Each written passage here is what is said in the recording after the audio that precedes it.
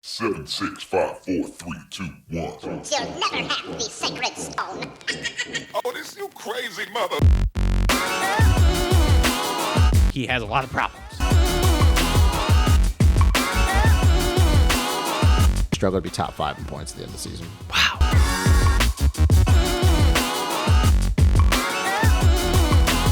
You bleach your hair, you're a sellout.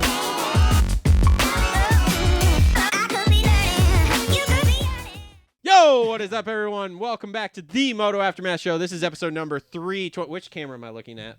The middle one. The middle one? Okay, cool. Just want to make sure. We need lights on these things. We can get that.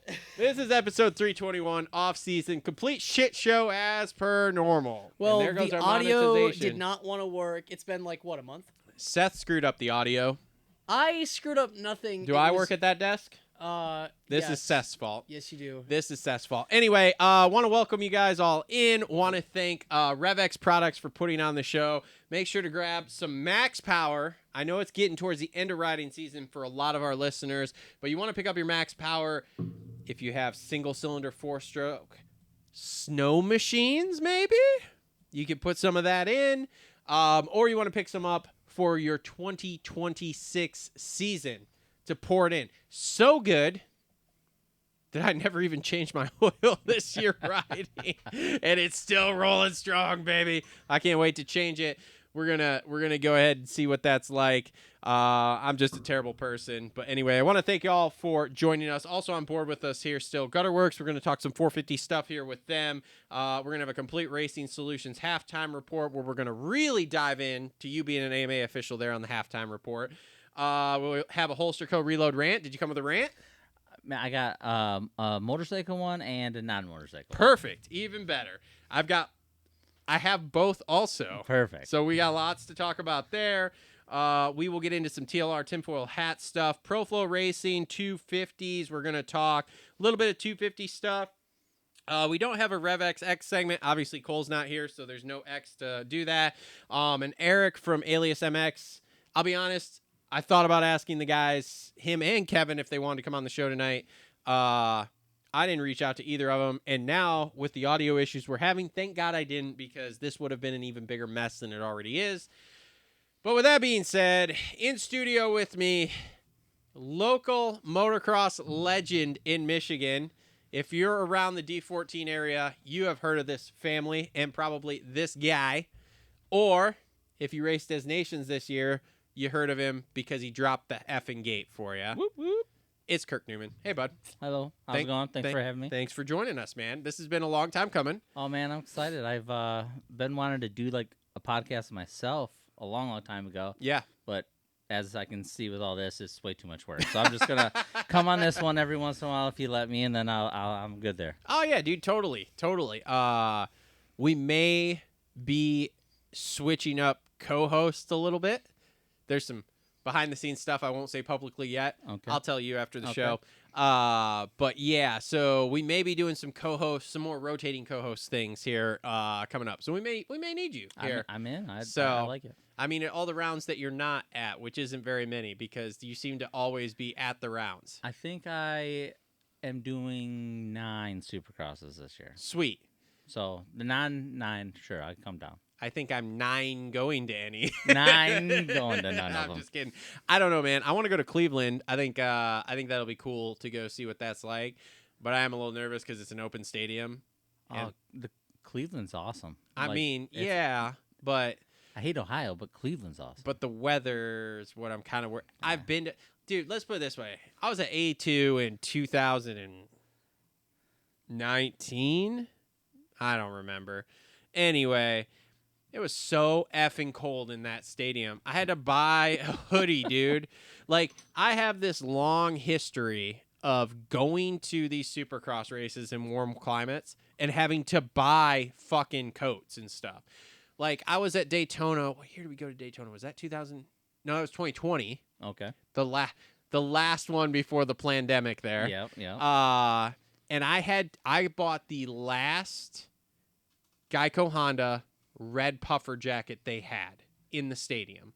Nice. And then we had to walk across the street to the Bass Pro and buy my Chica. I don't know how much I spent on a coat over there. I couldn't even tell you. because we were freezing so effing bad. In Daytona, huh? 2020, baby. It was so cold all day. I'm not kidding. They sold every single jacket they had and sweatshirt and everything. Because I tried to buy just a hoodie because I was like, I'll get a hoodie. I'll be cool. Nope. So I bought this. I still have it. And luckily, it was the last one. They only had an extra large. Okay, there you go. Which now, because Nice I'm and old and snug. fat, Yeah. it fits me. Yeah. You know, back then it seemed really big. Then things happened.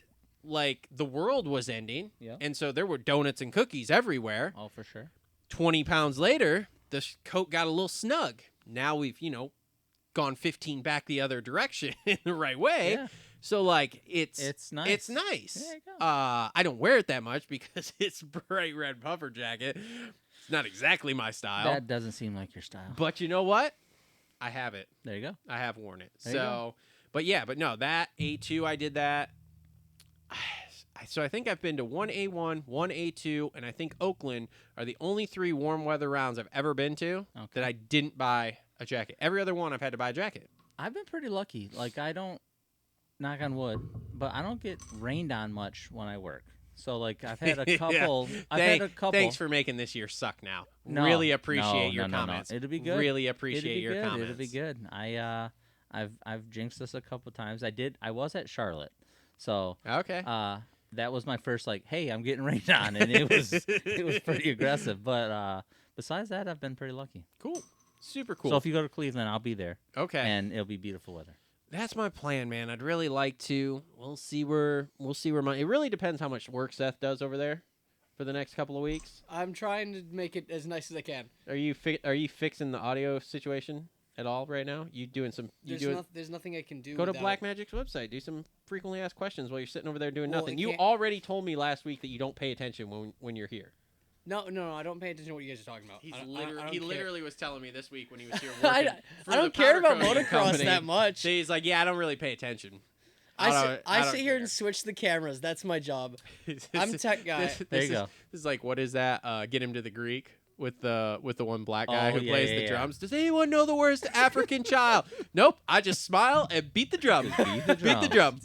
I don't know what's happening over here. So anyway, Seth's over in the corner. Seth, it's great to have you here, man. I know it's great to sit here and deal for 40 minutes with an issue that I didn't end up getting to fix. Dude, I mean, it's great because I don't have to fucking do it. So that's the really great part about it. So It just means I know I got to do it tomorrow. yeah. So So anyway, so like I said, we got a lot of off-season stuff to talk about. I've been doing some small videos. I want to thank you all for watching. I want to thank all our members for watching up there. You know what you could do while you're kind of not doing anything most of the time is you could check and make sure the members see if they're saying anything. Well, I Because- can't if I'm not logged in because I'm not a member. What I mean is go up and look on the phone, idiot. Oh, I see. Good help is hard to find. I see why you're talking about the option A. This is the option B here. Yeah, This is okay. All this right. is You got the C option. This is the this is the guys that ride the bench. I see nothing. Okay, well that doesn't surprise me either. So, all right, let's see here. I'm option C. So, let's talk 450s. 450 Talks going to be brought to you by our friends at Gutter Works. Always well hung, just like Justin Barsha, who will be on a Ducati very, very soon. He's already on a Ducati, but anyway. Thanks to Josh and Kayla for being with us here again in the 2025 season. All right. Let's just start with the big one. You should take a note here as to the timestamp because you're going to need to clip this section here. All right. Okay, so you got your little notepad there. Yeah, Yep, I got there my you little go. notepad. Just I got my little take a note so that way Sharpie. you can get in the zone here. In the zone. It's hard to be as good at this job as we are. And I got to give a lot of props to Coach Rob because Coach Rob is the one that kind of talked about this first. Deegan announces that he's going to ride 450s here in the off-season races. Okay? So let's start with how do you think this goes for the off-season races? So he's doing, as far as I know right now, and remember, we're blocked, so I didn't even see this on his account. Argentina, and the Australian round Okay. with the Lawrence brothers. Yep. So the first round in Argentina, Kenny will be there, Yep. and Ando, Yep. and Is Tomac there?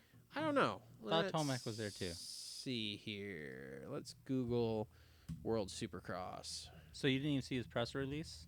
His three-word press release? Him? Yeah. No, we're blocked. The only person that has me blocked in the moto industry is Cade Gleason. Cade Gleason. He blocked me a while ago. Why? What did you say about him? Oh man, it was fantasy purposes. I love the fantasy side of all the sports, and not happy with his riding and let him know it. And Oh Lord, you weren't one of those people. not online. Okay. I just made comments. Oh, wait! You told me it wasn't a lie. I was a dick to his face. Yeah, I'm a pretty Yes. upfront kind of guy. Like, I'll let you know how I feel if I'm feeling a certain So way. you just walked up to his face and were like, "You fucking I was suck, like, Cade." Cade, you need to step it up, bro. Like, you should not be finishing 18th or not making mains. And he wasn't a big fan. I don't have any idea why he would say that, or why he would be upset about that. Yeah. I mean, there might have been other stuff when he said stuff back, but it's fine. You guys literally got in a verbal altercation. Not an altercation. We just talked. We just had adult conversations. It's fine. So he said "fuck you," and you said "no, go fuck yourself." No, and... no. He's just soft and just pushed the block button. It was fine.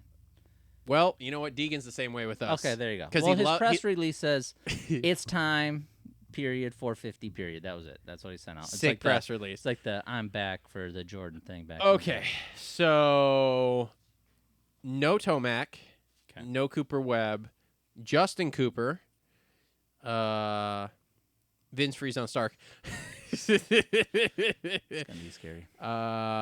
Justin Hill, Jason Anderson, Ken Roxon, Christian Craig, Joey Savacci. 450's. Okay, so Roxon Ando. Roxon Ando for sure. And don't get me wrong, big Christian Craig fan. I like Christian Craig. Paige is a lovely lady. The whole Craig people seem great.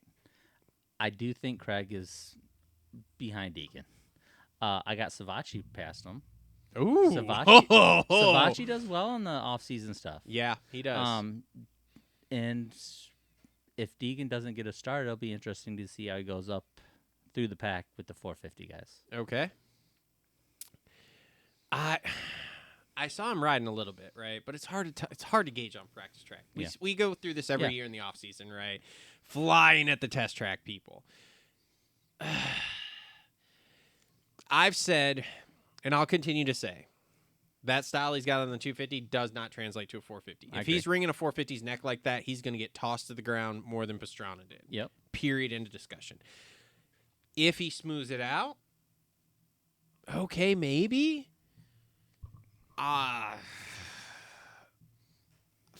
First round, I think I'm going to go with Kenny beats him first round there, and him and Ando are battling. Okay. That's where I'm going to go with that. Now, Australia, where we then add Eli Tomac and Cooper Webb and the Lawrence brothers. Outside of top 5? Yeah. Has to be. Yeah. I'm not wearing the shirt, but I am not a Deegan fan either. And it's not Deegan per se, it's more the people around him. Yeah, I'm okay. more of a You bad and entourage. Justin, you and Justin are on the same I'm the page with that. entourage guy. And that's mostly because of when I was at Redbud doing the pro pit security, I had to deal with his 50 people with him. Oh, he yeah? seems okay. Let's hear all this stories.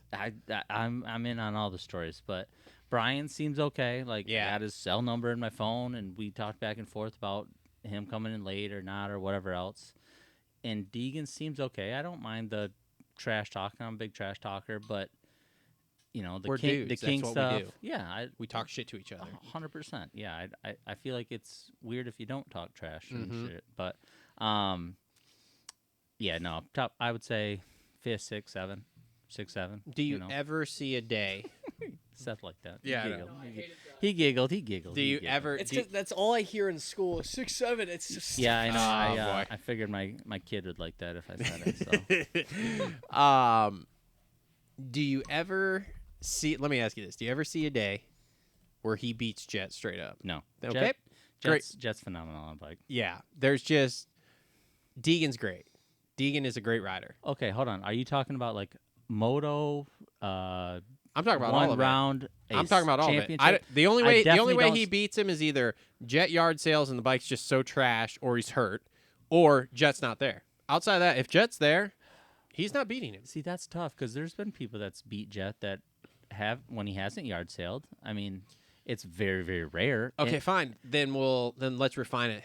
He never beats Jet for a championship 100% agree with that. where Jet isn't like literally completely out. Yes, I don't know many people that will beat Jet in a championship. I don't care if it's Deegan, Tomac, Prado, Sexton. It doesn't matter. Oh, Like, we're gonna talk about Prado that's fine. because I'm gonna. He's Jet is phenomenal on a bike, and Hunter is so underrated because of his brother Jet. But Jets can do some things on bikes. Did you ever hear my Hunter Lawrence story? Oh, what was that? So ran into him was it 2 years ago at Redbud, two maybe 3. We were walking out of the pits on a Friday. The combine was going on, and all of a sudden I turn around and Hunter Lawrence is right next to me walking. And we had a joke on the show at the time of Hunter's brother's a really good fucking rider. So naturally, my opener is to tell Hunter this joke. Yeah. Not a fan. Yeah, so he probably didn't think that was He did hilarious. not think that was funny. Now, I recovered from that because I immediately realized that wasn't a funny joke to him. And we started talking about trucks, Okay. which he's a big truck guy. Okay. C10s, he likes those. No idea what that is. Like 80 Chevy truck, like the Oh, square body okay. Oh, ones. yeah, yeah. You definitely know if you saw it. Big fan of those. So I started asking about that. Recovered. Perfect. There you We're go. best friends now. There you go. I like it. I don't have a cell number to talk to him, but Oh, we're okay. best friends. You want me to give it to you? Yeah, do you have it? No, I don't. Oh, too bad. Can I have Brian's? Because like I feel like me and him need to Ooh, talk I about could something. give you that one. That's fine. Can we call him right now? Ooh, no. Probably. Hey Brian, so we're doing I know you don't really remember Yeah, me, yeah. but we're doing a podcast. So anyway, yeah. So I don't ever see him like beating Jet straight up though. Nope. Like Nope. yes, he'll win races and I can probably see races that Jet's heat races, in. like yeah. a heat race, and a random round here or there. Mhm. Especially if Jet does get one of those randomly bad He's 10, just 12 not. starts, but Deegan also would have to get a top 2 to 3 start. Like I Yeah. don't see Deegan going from 12th to 1st, but I do see Jet going from 12th to 1st. We see it all the time. Dude, Deegan's not just deciding on a track that no one's making up any time to all of a sudden go 2.5 seconds faster than everybody. Right. He's not making that choice and just doing it like Jet does. Like there's just things that Jet does that it's like, dude, he's not gonna do that. And I'm like, the only person I see beating him, like we kind of talked about, is Hunter. Like Hunter can come up with that. Yep. And I don't know why. And he doesn't do it all the time either. But like Hunter can come up with that. Yep. But I don't see Deegan coming up with that. No matter what. And there's gonna be plenty of Deegan people out there. You said you were ready for the comments. They're gonna be awesome after this one. Oh yeah, I got it. Because we're entering in hot and heavy here. But yeah, so now do I think he'll do well? Yes. Do I think I think he goes 450 all year this year. I don't I think. disagree. Okay. Why do you think he'll go back to 250s? Too much money. Too much money. He's make It's a $3 million. losing. It's a losing situation. I don't disagree with that. It's like a lose-lose. But Yeah, because what happens when you get beat? it doesn't matter. No one's going to care. Yes, they He's are. not going to care. His fans aren't going to care. No one's going to care. If he loses, whatever. He lost to Joe Shimoda. No one really cared. Everyone still thinks he's the best 250 rider maybe in the world. No, everyone let thinks alone, he's a douche. I don't disagree, but there's a lot of people. There's a ton of people that think he's a douche. Trust me, I talk to a lot of people, and a lot of people think he is the best 250 rider in the world. And I hate to agree, but he might be the best 250 rider in the world. But 450 is a different beast. I don't see him switching it there, but he can make $1 million for his 250 West. He can make and he's doing West. So if No, he's not. is he doing East? Yeah, because he's going to ride 450s the first 4 rounds. Didn't he win the West? No, he won East Coast last year. No, you're right. He did win West. He won the West. So win East. So he's going to defend his West. No, he's not. He's going to He's do gonna East. come in He's going to do East, so he A1. has an East and West title. Because what does he want to do? Prove that he's better than Jet. What does Jet have? An East and West title. Yeah. But Jet, yeah, I guess so. But I think he defends his title because he can win, like I said, $2 to $3 million. He gets $1 million for that, $150,000 each round. Yeah. And then if he wants to, he can do what, Jeremy Martin did and do Daytona and a couple ones here or there. But no, I think he goes 250, rides the first 4 or 5 rounds or whatever it is until it goes to East.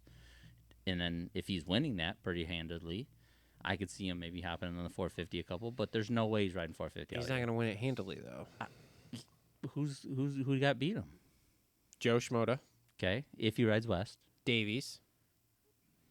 Okay. These Joe Schmoda and Davies aren't going to run from him. There's a lot of these other guys that will run away from him. 100%. I'm a huge Joe fan. Super great guy to talk to. Mm-hmm. Mechanics great. Joe is fucking Joe awesome. is a phenomenal dude. Just chill. I know everyone says it, but he's pretty funny. You have some conversation. I don't with him. speak English.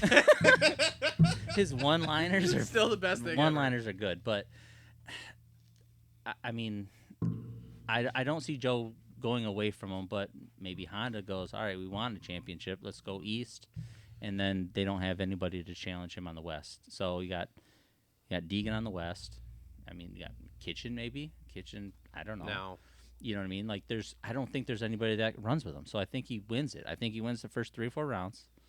And then hops on a 450 for a couple if he wants to. But it's too much money. It's money, man. It's too much money. And I know he likes the pride and he wants to beat Jet and he wants to be better than him. Well, Jet's going to be 1 year older, and then he can come in and not have the expectations and stuff like that. And then I think he comes in at 2027. No. The problem being is that, if he, let's say he rides 250, wins a 250 title, goes to outdoors, does okay. Then when he comes in next year, all the pressure's there. Oh, I agree. All the pressure's there of you got to fucking perform. If you go in this year and ride 450s, you get to do the same thing we did on 250s. Because, look, this playbook's been done by them. Yeah. Because what happened for him to go pro? He went and did the, what's it called? The Combine, not the Combine, the SMX Next class. Got, 5th place? Yeah.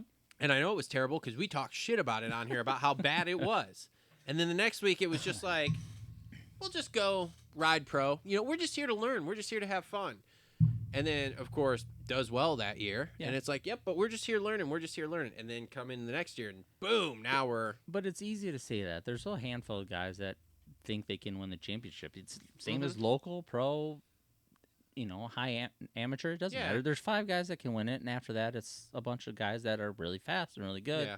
But whatever. So, in 2027, when Deegan goes to 450, he's going to be one of those top 5 guys that wants to win it and thinks he can win it. But I don't think he jumps next year to do it. I don't see that. The problem being is that when he does get into AMA Supercross, then it's is he in the top 5? I mean, yes. We just sat here listed off the Lawrence brothers. Yep. Okay. Tomac. Yep. And Webb. Sexton. At a WSX round. Yep. And we're 6th to 7th? Yeah. And now you're going to also throw in Chase. Yep. Justin Cooper. Yep. Who else we got here? Why am I blanking here? I mean, I think Anderson will be better. I think Anderson will go pretty well. Ando, Kenny, all the same round. The same round. I guess I can't say Barsher, Ferrandis. Nope. I can't say... No Craig, no Savachi, nothing like that. I can't say any of those. So, I mean, all of a sudden you're there's 8 or 9 guys that you're ugh. I mean, my thing is when he comes into 450s here, it's seeing him get on the box, in my opinion, that first year is kind of getting to be a stretch in Supercross here. And you're talking about 26 or 27? Because 27, I can see him being on the box and fighting for the box. 26, no. Really? Yes. So who are you taking off the box then that's on there every weekend between Hunter, Yep. Jet, Yep. Cooper Webb, Okay. Chase Sexton? Okay. Which one of those is he beating? I think it depends on the round. I love Chase, but if he starts Well, yeah, I mean, Chase, seventh, Chase or can if go he, Chase any day of the week. He can be the fastest guy in the world, or he can slide out and whatever. And wait, hold on, pause. Don't forget, when we get into 27-28 realm, the Coonan brothers are also going to be here. So yeah, maybe. now the younger ones, Yeah. or Sasha, maybe not the younger. Are they twins? I can't remember. No. Yeah. Are I they? think they're. Yeah, I think they're So twins. Sasha's still going to be on 250, but Lucas is going to be on a 450. So Yeah. The adjustment to a Supercross is gonna be pretty big, low. Like that's huge. they've been riding.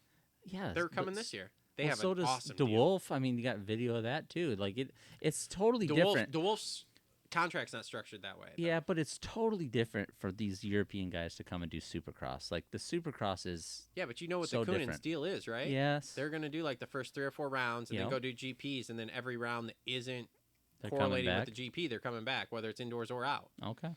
For like at least this year, it's kind of up in the. I've heard a lot recently, especially through like Jason Thomas and them, that 28 is what their deal actually is to come here. But then there's far. still rumblings of 27. Well, it was supposed to be Yeah. this year, and I don't know what. I think happened there is that KTM, with all its issues here, Yep. on the Yep. international front, Yep. has caused that to kind of back off. However, like I said, it's the fact that they have the deal structured in the way they do now, which is, hey, we're going to come over, ride Supercross, ride the first 4 rounds or whatever, and then do rounds in between the GP stuff, is super interesting. That seems like a lot of work. Like a lot of work and back and forth. They want to be here. They want to Yeah. be the next Lawrence brothers. Yeah. They were impressive at Donations. I mean, they're They fast. did what the Coonan brothers did, which was, holy shit, look at those guys, Yep. and wow, did he just rag? There's a lot of fast guys that do that, and I It's why understand. those guys get paid a lot of money. Like they don't care about getting 10th place, but if you can finish first or 17th, it's like the Ricky Bobby effect. You know, you're either first or you're last. Those guys get paid. Oh yeah. Those guys get paid. It's just like baseball players. If you hit 500 home runs, but you strike out 500 times, well, you hit 500 home runs. All right, we'll take it. Yeah. I don't know. I'm super interested to see how this all goes with them. All right. And then too, I'm like, because I heard the other day, and we'll get to this a little bit more, but like, Juju is out for 27 or 26. Is he out for the whole year? That's what I heard the other day. Okay. I saw something on Instagram, but I was Yeah. pretty geeked about the whole 13 news because of the 13 aspect Well, of it. yeah. But, man, that sucks if he's out for all of 26. But if he is, you know what that means. There's no spot at KTM Right. for Sasha to ride 250s all year here. Right. I don't know. It's interesting. There's a lot of moving pieces to that. I just cracked the shit out of that toe I broke yesterday too, moving myself. Oh, no. It The hurts railroad now. tie got you again. Yeah. All right.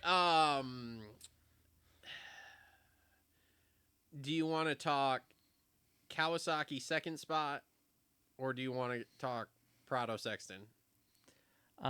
Let's do Prado Sexton. So the old switcheroo here. Sure, yeah, The let's do the- switcheroo ski. Yes, yes, The I mean, upside down pineapple. It's like the Freaky Friday the kind of Freaky thing. Friday Yeah, thing, because yeah. they both hate the bike, but the new bike is going to be so good. Yeah. But we hate the bike now. Okay. Let me say a super controversial thing here. All right. Prado is super fucking overrated and will never win another title. You don't have an argument for me. I will say I'm not a huge European fan. Okay. So I was like, all right. No, Prado's coming over. Okay, 7th, 8th, 10th. Well, that's about right. I never expected him to come over and dominate. I don't care if indoor or outdoor. Yeah. Like, the guys here are phenomenal. And the guys over there are really good. I'm not saying Yeah. they're not. But, man, the guys here are really good. You know what? One of the things I noticed this year with Des Nations, I went, yes, they're not all Americans. All the top guys ride here. Yeah, for sure. All the top guys ride Yep. here. Yep. So, yeah. So, like, the GPs had their time where they were really good and they were dominating the Des Nations side of things. They are not that way anymore. Right. Because, I mean, you look at it, what do we have? The Hunter brothers. Yep. And then Eli. And then Chase, who wasn't even there. Yep. He And would have been then there. RJ, Yep. who is a rookie on a 450, by the way. And then, Justin Cooper, who jumps on a 250, with like, For 3 days For 3 on it, days, yeah. Shimoda. Shimoda is going to be so good on a 450. Dude, I know. Dude, I know. so good. For a guy that So doesn't good. speak English, it's going to be fucking phenomenal. Very, very small amount of English. But anyway, so like I'm with you I didn't expect Prado to do anything this year, really. It was like, okay, he's going to run around the top 10, and then maybe by the time we get to the end of outdoors, he'll be top 5 fighting for the box type stuff. But watching him do what he did this year, and I've had a lot of time to think about this now in the off season. If you put Jet on that bike, no matter how bad it was, Jet wins. Jet will find a way. He may not win right off the rip. Yeah. He will figure out a way to win on it. You put Tomac on that bike. Might not be good right off the rip. But as long as you get that thing fucking which way does he like it? He wants so much power right away. Well, yeah, but as long as you get it where it's not choppered out and you're hanging off the back. Yeah, the ass end. So he's not getting arm pump. Yeah. He'll figure out a way. You put Chase on that bike, which we're gonna see. Yep. Chase may not like the bike. Chase will find a way. I think Chase is going to be good on the bike. But when you have a quitter's mentality, Yes. like Prado, That's unacceptable. he's never coming on the show, by the way. Perfect. Don't care. I was going to text him. You didn't want him on the show? You can text him right Oh. now. You can get him on here, and I'll be like, why the fuck did you try not to qualify? The 41 Heart of a qualifying- champion there, eh? Yeah, the fucking qualifying Spanish. 41 is a little. This is why we're back-to-back World little War crazy. champions over here, buddy. Fuck. And even those fucking Aussies got a little bit of that grit in them. Yeah. Blew my fucking mind. Were you at Bud's Creek? Nope. Oh, I was okay. not. I That's was too not. bad. No. Because that just, the whole trying not to qualify. And then the crazy thing? He wanted to go race the LCQ race. Oh, instead of just getting right in. Yeah, because he Yeah. didn't know there was that rule. Okay. Kawasaki told him. And he So goes, oh, no, I'll go race the race. And they were like, no, you fucking won't. He was gonna toss that too. Yeah. Probably. Oh, yeah. Yeah. Oh, yeah. 5th place in the LCQ race. See ya. But then he tried in the race. Like, Well, yeah, then you get a whole, yeah, a he whole goes shot. outside, it starts top 5 or whatever it is. Like, then you try. Like, Bro, that's kind of annoying. call David Villeman. He'll tell you how to do it. Don't get a whole shot and fade to 11th. Get a Get 20th 11th, place yeah. start and go to 11th Get and be like, 11th to yeah. 5th. It's like you're a Moving, stud. baby. Yeah. I don't know, dude. That was some of the wildest shit that I have seen in the almost decade I've now done this show and studied this sport like this. Yeah, it was an interesting thing. Like, I watched it on TV and stuff like that, just like everyone else, and I was like, man, where's Prado on this list? And then you see him line up, and they talk about it on the broadcast about being outside and this and that, and I was like, interesting. Yeah. What a weird thing. He must really, really hated that bike. Like, hated it. I've never got on a bike so much that I'm like, yeah, there's no way I would want to ride this, especially if I was getting paid, what, $4 million or $2 million or whatever it is. I think it was 2.5 to 3. Yeah, so, is what I heard. Between that and then the clothing deal and all that stuff like that, he's probably getting $3-4 million between all that stuff. And he's like, yeah, I'm not saying it. I'm not doing it. Super interested to know. So I guess what held up the deal? I guess he wanted to ride Nations. Yes, And that's what I heard. KTM was going to give him a bike. That's what I heard. Then Monster went, fuck you. Yeah, that's kind of what I heard. It's like the drink company's coming in. and Yeah, stepping and so I really want to know if he paid it out of pocket or if someone else paid it for him to get out of that deal. Because that was the holdup in. Yeah. for the whole thing, getting announced and everything. And then, like, the next question is like, did he have to pay Kawasaki too? Because Kawasaki at first, from what I understand, was, nope, just, okay, fine, we'll wash our hands of this, whatever. And then when Monster was holding on to it, then all of a sudden Kawasaki too was like, hey, you know what? I think you owe us some money too. Yep. So I'd be really interested to know how that actually worked out. It's not something I'm sure I'll know for a while here, and it's going to be hearsay when I hear it. Oh, for sure. But I'm sure at some point I'll find out. There's gonna be but- somebody talking about it somewhere. Oh, yeah. I don't know, of course, but yeah, there has to be money exchanged. It's all about money. Mm-hmm. It Well, doesn't that's matter what it Monster is, was it's pissed money. about, because Monster had spent money on promotions Everything. and products and everything here, basically, because he was going to be the guy for the Yep. next 3 years. And they were like, no, we already spent the money on this. Like, you're going to pay us back. Yep. So, I don't know. Super duper interesting there. There was a rumor that Red Bull paid it. my understanding from what I've heard is that people who know people have talked to Red Bull people, and they're like, yeah, no, we have not. In fact, I think I've heard it a couple places, but I know Lewis Phillips was talking about it the other day. If he had contacted the Red Bull people that he knows, and they had said it, and like I said, I've heard it through some other channels too. See, now I at would this feel point. like the drink companies kind of like are all like, hey, let's not screw each other. You know Yeah, what I mean? well, like between Rockstar and Red Bull and Red Monster, Bull where wasn't it's like, super duper happy he left. yeah, but That was one of the things too. Him, you got to remember when leaving he over left there. Gas there too. Yeah. That bike was also shit. yeah, He'd only won 2 world Shocking. titles on it, Yeah. but it was shit. Yeah. So, all right. So now the other half of this switcheroo here, which realistically I feel like we could have just traded contracts and we'd have been fine. Yeah. So Sexton Yep. leaving KTM. Do you listen to Pulp? here and there. I try not to listen to a lot of other stuff. Just my show.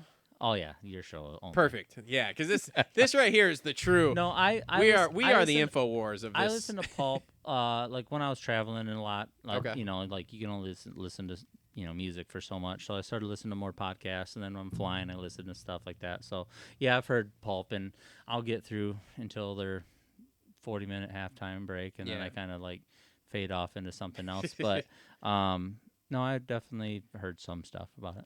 They had a suspension guy on the other night.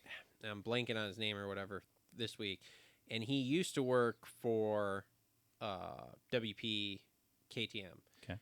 And now he doesn't. He's got his own shop now, but he really sounded like he knew what was going on behind the scenes with the shocks at KTM here. Yeah.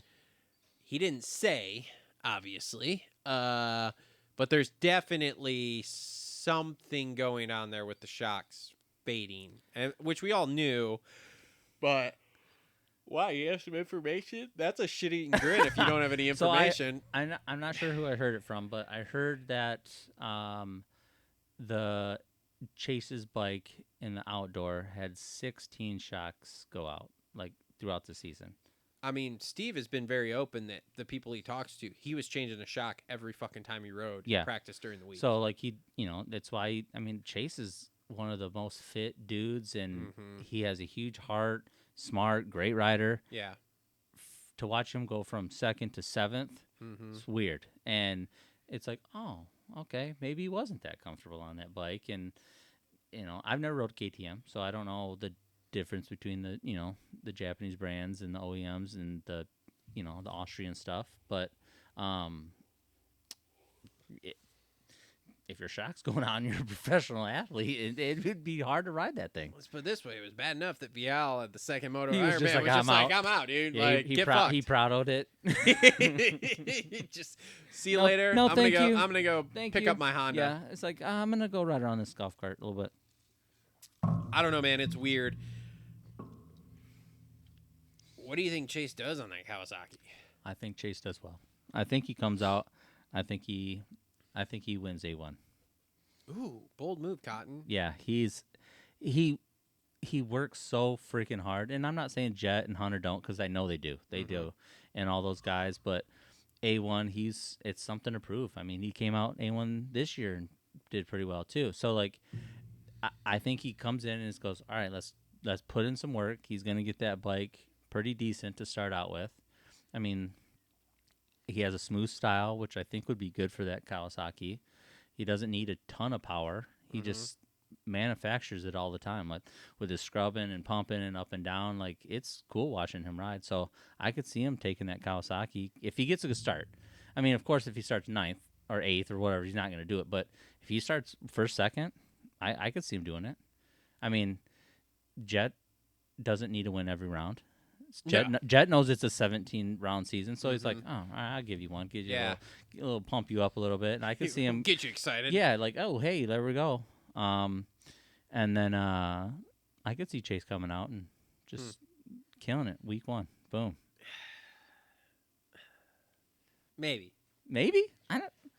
That's my hot take right there. That's a hot little, That is hot. There you go. That is hot that you think he's going to win A1. Yeah. I don't know, man. I don't know. Go to the A1 results for the last 5-6 years. It's always been kind of like a weird I mean, it's something or a always a weird surprise. You have person, no yeah. idea. Like, you got Kenny, you got Anderson, you got you Yeah. got guys that you don't necessarily think. Barsha did it 3 years in a row. Yeah. It's like, oh, and then he was seventh place the rest of the time. So Mhm.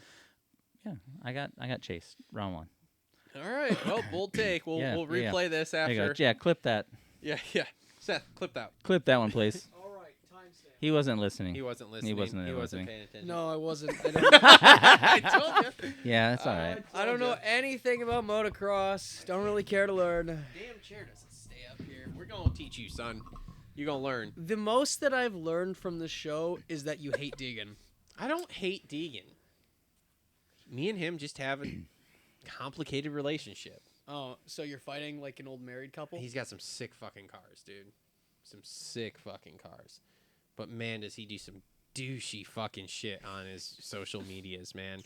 Yeah. Do you know what my highest viewed short in the last month and a half is? What is that one? It's a Deegan clip, and I think it's only because I put it danger douche. Like a little clickbait thing. Yeah. It's like, there it is, man. So, all right.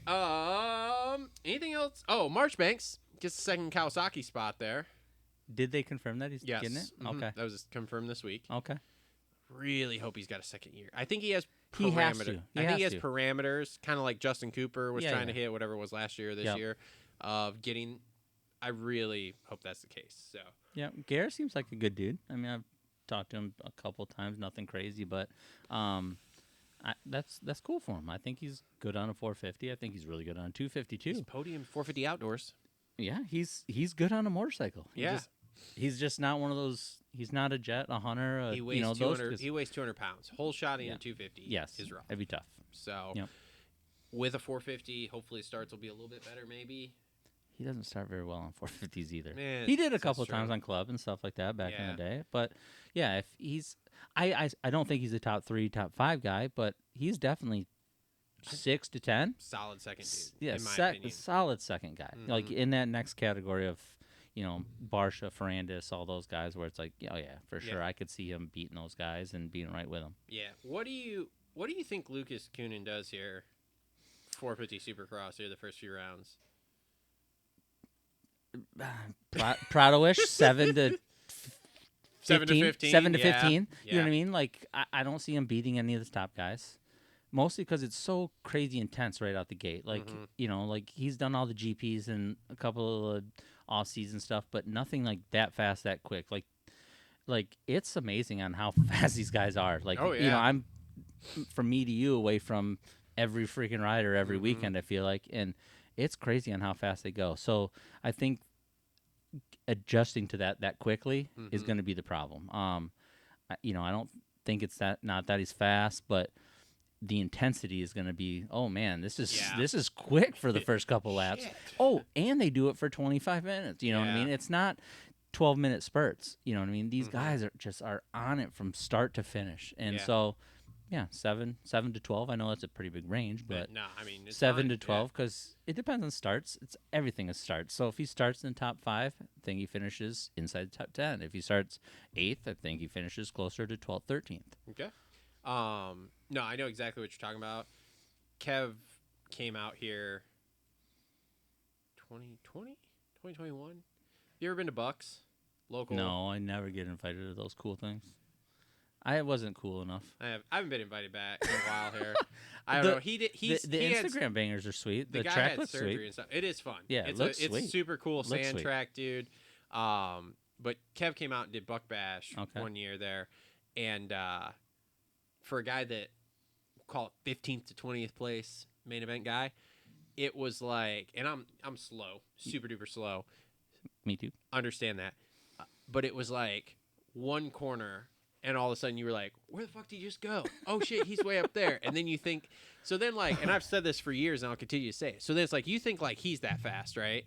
And then you go, what is Eli Tomac like? Like if Tomac's here on this track with me, how far ahead is he when I get through this corner? It Like, would be disgusting. So, at the races, at the Supercross races especially, my brother and I hang out a lot. So Yeah. like, we have our AMA meeting in the morning, and then we go out on track walk with the riders and mechanics and all that stuff, and walk around, and we always look at sections, and it's like, all right, let's see, there's 12 jumps. It's gonna be quad, triple quad out. And you're like, what? And you just think of these crazy scenarios on they're going to jump. Yeah. And they jump them. It's disgusting. The first couple times, I was like, "There's no way this is a 3-footer. They're not getting over this 7-footer. That's crazy." And then it's like, "Rop!" They jump over the 7 and the next 5-footer and land on the tabletop off the 3. And you're like, "These guys are disgustingly good at what they do." Have you ever rode a Supercross track? Hell no. I did. Yeah, I did kill myself. It was awesome. What one? I went to Kevin's house. Okay. Because he had Dirtworks come out and build one. Okay. And yeah, dude, I rode that, and it was amazing. Now, I was fucking terrible. So, literally, first lap of this, right? Because I get there, I literally drove down on a Friday. It's like 10 and a half hours. So, I went, there was a dad's breakfast at my kid's homeschool thing. Did that. Left directly from there, 10 and a half hours there. So, I got there, and it was basically dark because this was like October, right? But there was like some lights around the track, like just little ones. And so we kind of went out there and walked. So we get up the next morning. Cool. We're going to fucking ride. That was my only day there was Saturday. And I was coming home Sunday. And so we're walking it. And I'm like, okay, all right. This is cool. This is fucking sweet.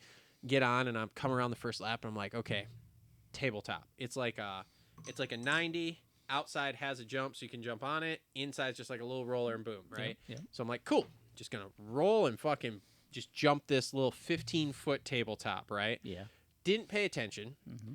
This was the only section of the track that in the pocket going up to this tabletop had mud in it. Oh, perfect. So I hit that, fucking wheel spin. Yeah. Then I also didn't pay attention that it was made so that he could jump and go on-off. Yeah. So there's a knuckle on it. The knuckle, yeah. So I jump this, case this knuckle, almost go over the bars, first lap. I'm like, this is going great. You know what? That sounds exactly how I think I would be. The rest of the day was awesome after that. Oh. I did end up doing a section, which was hilarious because he admitted to me after I got done, he goes, I'll be honest. I didn't think you were ever going to get that because your speed coming out of that corner was so fucking terrible. I looked at the one guy that was there with us. He's like, and I told him, I was like, he's got to go like 4 times faster to get that double out of the corner. But it was, so you went down the straightaway, and then was a right-handed bowl, and then you just went like double, table, and then double into the corner before the whoops. And like he would hit it and quad off that over the table, and I'm just like, no, let's just do this, right? And so I did that, and it was awesome. And then later in the day, there was like an end section that was trying to go like double into the corner before that 90, before that table almost died. And like I cased the absolute, like I was getting a little confidence going, right? Because I was kind of feeling good. Well, and I was super smart. That's why he let me go there. Because he's like, I know you, I've rode with you. He's like, I know you're not going to do anything super duper dumb. Like try to hit the triple first lap or something. Which, by the way, I know you've walked it. If you ever roll over one of those, you immediately just go, what the fuck is wrong with these guys, dude? Because, like, it's just insane. And most people don't even know. Like, you at least have an idea because you're on track with these guys. Most people don't even know what it's like to see the height they're at, what it feels like when they land, because it is, you're falling out of the sky. It is, boom. Everything's blind.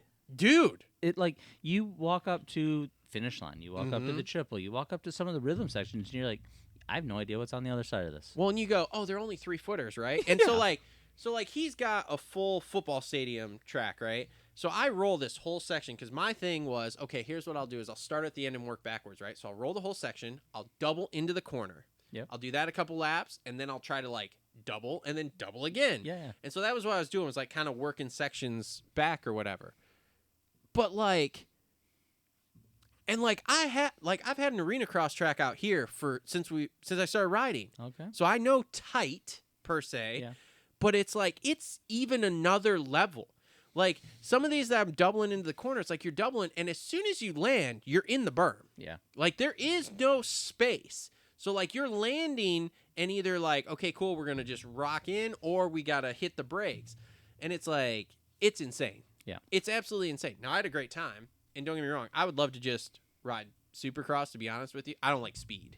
Speed kills. Yeah. So like motocross, to me, I'm like, this is dumb. There's these deep ass ruts. You're going as fast as you fucking can. If you get in 2 different ones, then we're definitely dying, Eli Tomac, Colorado style. This is stupid. You know they have ruts on Supercross tracks, right? Yeah, but here's the thing. I don't have to go ride a Supercross track like them. Okay. I All right, can fair build enough. one. If Okay. it gets a rut, I'll just go get the skiddy and fix it. Perfect. We're just riding smooth. Okay. But it's all timing. It's nice and slow. You're just like in a rhythm. Like to me, it's like sick. Yeah, so I'm not a jumper. Definitely not a jumper. I'd like to think I have good line choices. I'm a smart rider. I get good starts. Not a jumper. I don't care if it's small ones, big ones, tabletops, doubles, triples. Doing an on-off seems like the scariest thing to me. The guys that are jumping triple, landing on tabletops, jumping off, you think these tabletops are huge. No. No, they're a bike and a It's quarter 15 length. feet, They're a man. bike and a quarter length. Oh, yeah. It's tiny, and they're like, "Rap, rap," and it's so good. Mm-hmm. So good. Yeah. We like I said, my brother and I talk all the time, and we're like, so, how would you do? And I was like, one, I'd kill myself in the whoops. I'd be like, yeah, or I'd try to do it once and just cartwheel. Rolling through whoops. It's probably horrible. Oh, it is. It's miserable. Because they're 4 foot. I mean, and it's not smooth. No. Like, dude, at Kev's house, they're all over the place. when I did that, he's like, Yeah. yeah, dude. He's like, roll through them. Like, see what it's like. Dude, I rolled through and I was like, ugh. I Yeah. was like, dude, my back fucking hurts. Well, they're rolled, and then there's like a flat part, so you just like it's like just hitting the biggest braking bump in the world, and so you have to ride on the top of them. I don't know how they jump them, and the only reason they start jumping them is because they break down enough that they can do it. Yeah. But like, the Doesn't whoops make sense to me. Doesn't make sense. The whoops are a half a bike length apart. Sometimes a little bit longer, and I'm like, I don't know how they do this. And they're like, oh, these are small ones this week. I'm like, what? I wish you could get everybody out there just to roll a lap. Like, if you could keep people under control, right? Just to roll it. Yeah. Just so that, because, like, I'm like everybody else, right? Before I did this, I would go to Supercrosses, and I'd watch those guys in C group and be like, whatever. And, like, I want to say a slight bit more respect now. Now, at the same time, I do watch some of these guys jump some of these sections in C group and go, give me 2 hours, I'll do the same thing in that section right there. But that's the thing, you won't. Like the C guy, Yeah. yes, painful to watch. I'm not even lying. It's not good. Watching C practice, it's sketchy. Yeah. But they're still very good. Oh, and yeah. it's like third lap. And I have for to, those guys. I have to remind myself of like, look, man, yes, it doesn't look great, but if you put them on a motocross track with me, they're gonna make me look so like I may be able to go on that Supercross track and do that section that they're doing right there in 2 hours. Yeah. Right. Like me rolling through and learning the jumps or whatever, and it'll take me 2 hours and I can do that. But like on a They're motocross doing it in track, 7 minutes. yeah, those guys. 7. Yes, I know. You know what I mean? I know. I Like, know. I have to that's- always remind. They're Yes. still very, very. Yes. This is not me shitting on any of them. They're still very, very good riders. But like I said, I wish we could get people out there Yep. to roll it to really see, because I know there's plenty more people who are even steps further than me of like, oh, it's super fucking easy. Yeah. No, it's fucking not. Yeah. And like I said, you roll that triple. You even watch the guys like roll the face of the first triple and then like jump the last two. Yeah. Dude, I didn't even do that at Kev's house. Yeah. It was fucking terrifying. Terrifying. Yeah, so like I always say like the guys that win like the muddy motos around here Yeah. could not ride that stuff very well. You know what I mean? Like Connor like, Visker. Yeah, Visker. I'm Great rider. phenomenal District 14 local money moto guy. But put him on a Supercross track and it is. And again, I like Connor. Great guy. And talk to him every round because Yeah. he's at all of them. And good dude, but I mean, he crashed in front of me. I didn't even remember what round it was this year. They all blend in.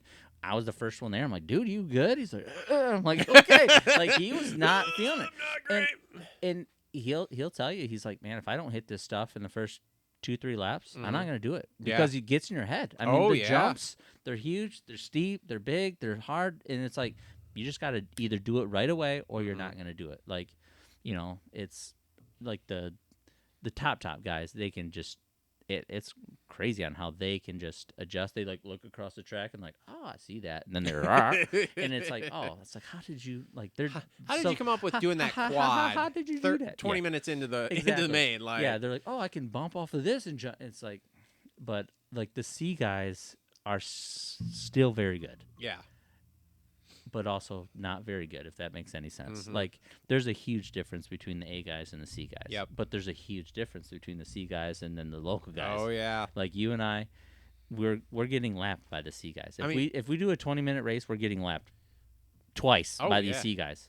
But they're also getting lapped by twice by the A guys, or 3 times by the A guys. Like, there's a huge discrepancy between a top B guy, middle B guy, and a top A guy. Like, it's 12 to 15 seconds. I mean, prime example, you've probably seen Alex Heckman there on. Yep. I mean, if you watched him go to ride these tighter or whatever, Yeah. like I was watching that the other day, and I was like, oh my god, he's gonna die.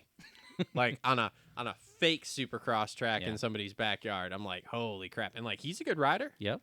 Like, I've seen some Instagram stuff. Yeah, and he goes and rides Moreland stuff all the time, and Moreland's is a tighter track, so I never rode that one. I haven't either. I've just seen I've videos seen, and like, stuff of it. huge monster like fade bull turns. That's what it is. Yeah. Oh yeah, that's all I've seen. Yeah, so I don't know. All right, so we wrapped up 450's there, presented by Worx. Now we're gonna jump in Complete Racing Solutions halftime report, which we kind of already started. This month for Complete Racing Solutions, if you book a 30-minute call with Coach Rob, he is going to donate. I believe the 30-minute call is $50. He is going to donate $50 also to Jerry Robin and shit. What's the other girl's name that got hurt? There was a girl that got hurt too. Let me see here. Hold on. Got it. Let me pull it up here.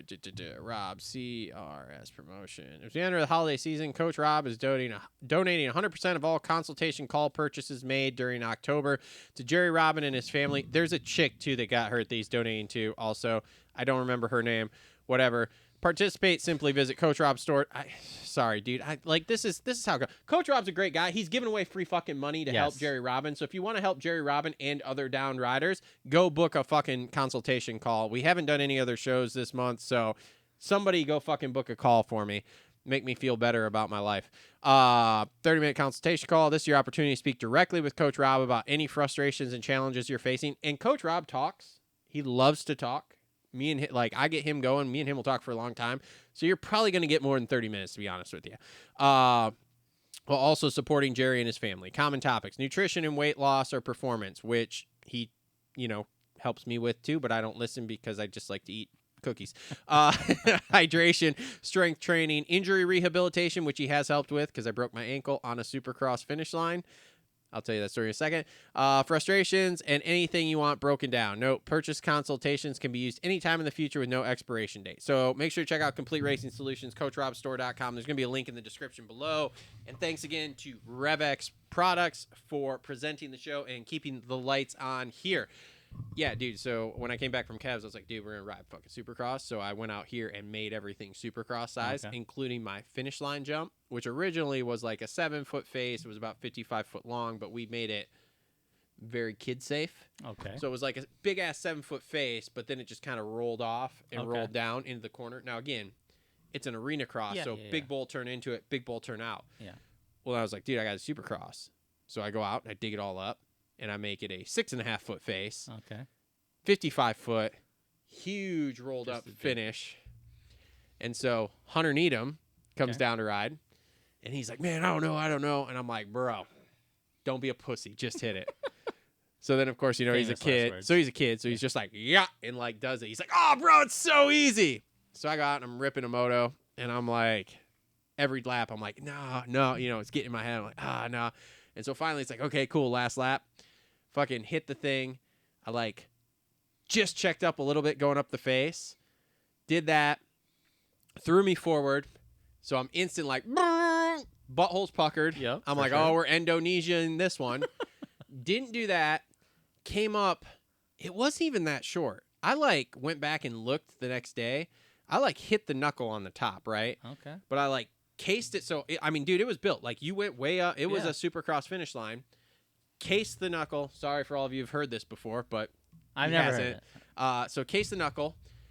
Fucking went into the corner, kind of crashed or whatever, or got stopped because I almost went endo and dropped the bike. And I was like, "Ooh, man, my fucking ankle hurts," And I'm hobbling around, picked the bike up. I'm like, cool, ride back here. My trailer was parked back here. This is when I lived here. Parked my bike, jumped on the pit bike, went down the street, picked up my daughter. She was playing with another kid down the street. Came back, got off the pit bike, went to walk in the trailer, take my boots and stuff off, stepped off the pit bike and went, nope, and just casually went down. So then I'm like crawling up the ramp of my trailer, and my fiance girlfriend at the time is in the garden back here, and she's like, "The fuck are you doing?" Yeah. And I'm like, "I think my ankle's broken." Take the boot off.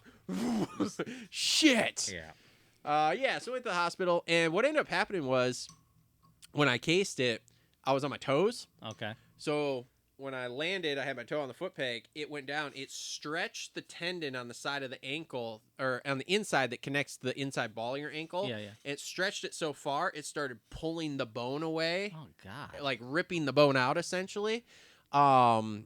So we got lucky. No surgery. They were basically like, we can do surgery, but it's basically just an aesthetic thing, Okay. which I didn't really care. I just got a little bonier ankle now.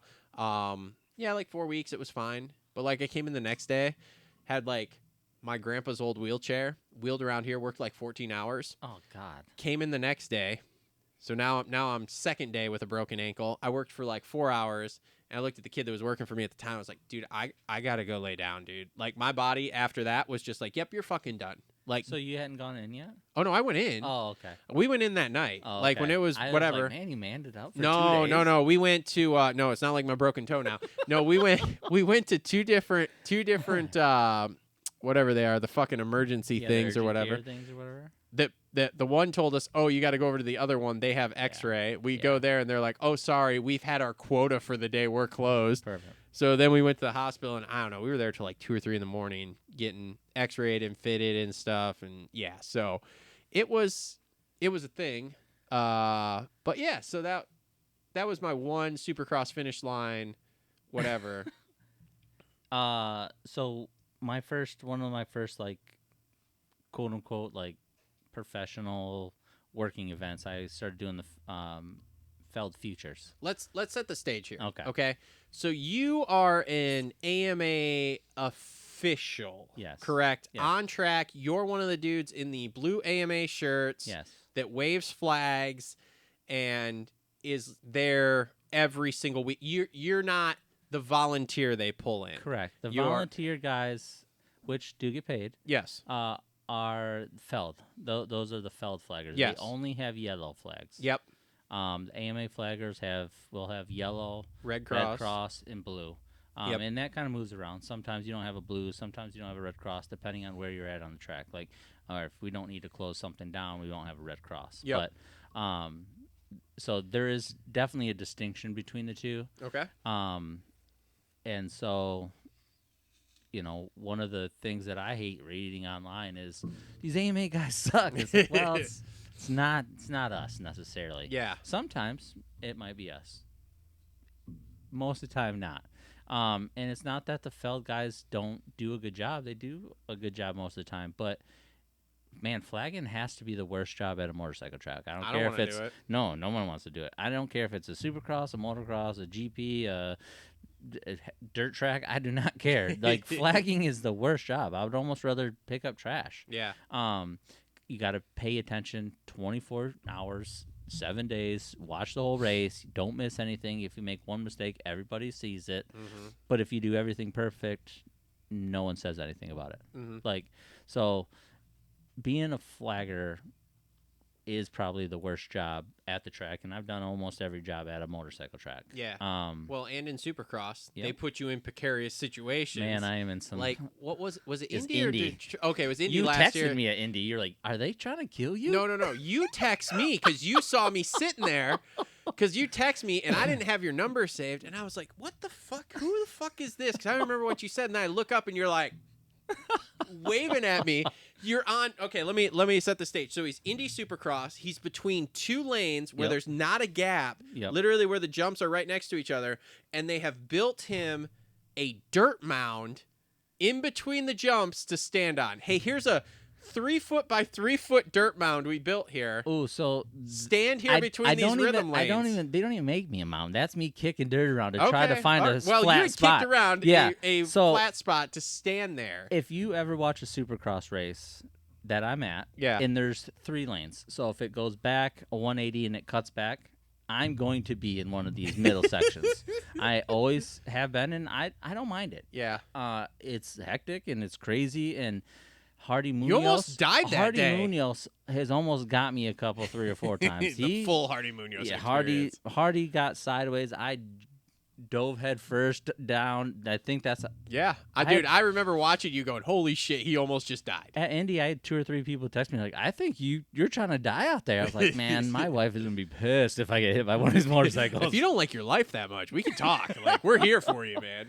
No, I think it is because I'm one of the most agile ones. I'll say that's what I'm thinking at least. That's what you're going with? Yeah, I'm Okay. going with. It's sad, but yeah, I might be one of the most agile ones. So I'm able to dip, dodge, and dodge. Dip, dodge, duck. Dodge, dodge, the 3Ds. You know the 3Ds. So, but it's intense. But anyway, so I did the filled features. That was the first thing I ever did, and watching. What year was that? It was the year before COVID because they stopped 2019. it. They stopped it all the next year. But watching some of those, like they tamed out the whoops a little bit, but just a little bit, not much. Yeah. And they didn't do much to the track. Like the track was pretty supercrossy, and oh my god, some of these. I mean, you got 50+ riders, C riders. A riders. You did it on the Yes, amateur day. yes, Amateur day, not even like Yes. the future kids. No, like no, not the good ones. I'm talking about you and I trying to ride this like an thing. Indy. Yeah, Indy. Tampa, I watched this dude. There was a whoop section. I'll never forget this whoop section. Blah, blah, blah. He got out of control and then launched off the finish line. 70 foot. I mean, it's a 40-foot double. Flat landed. I was like, this guy is going to die. It was crazy. That's not good at all right there.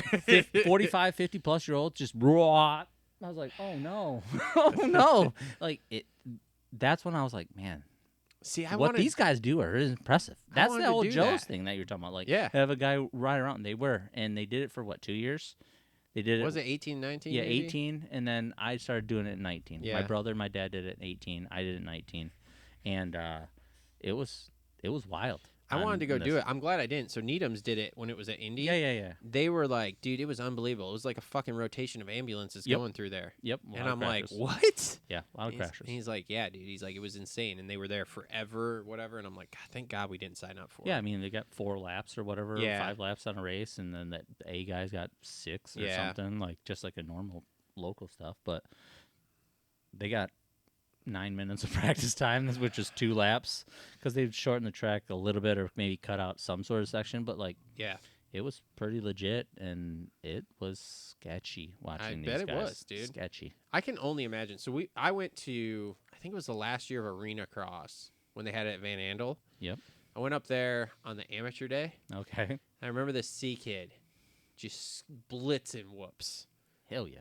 And the announcer goes, hey, bro, calm down. Everybody makes the main. I fucking died, dude. I'm like, holy shit. Because this That kid sounds like was. something Dave Dallinger would say. Was it double D? I don't know. He was, I could don't see even him remember, saying dude. that. That was so many years That's ago. funny. But I just That's remember funny. him saying that, and we were all dying laughing because this kid was like Going at out of control. No desire. No. No desire. I did a arena cross at Kellogg Arena in Battle Creek on a Okay. 50. Oh, boy. That's it. That's the only time I've ever rode indoors. Like when you were a kid on a Kid, 50? 50 on a kid. Yeah, I was like 5.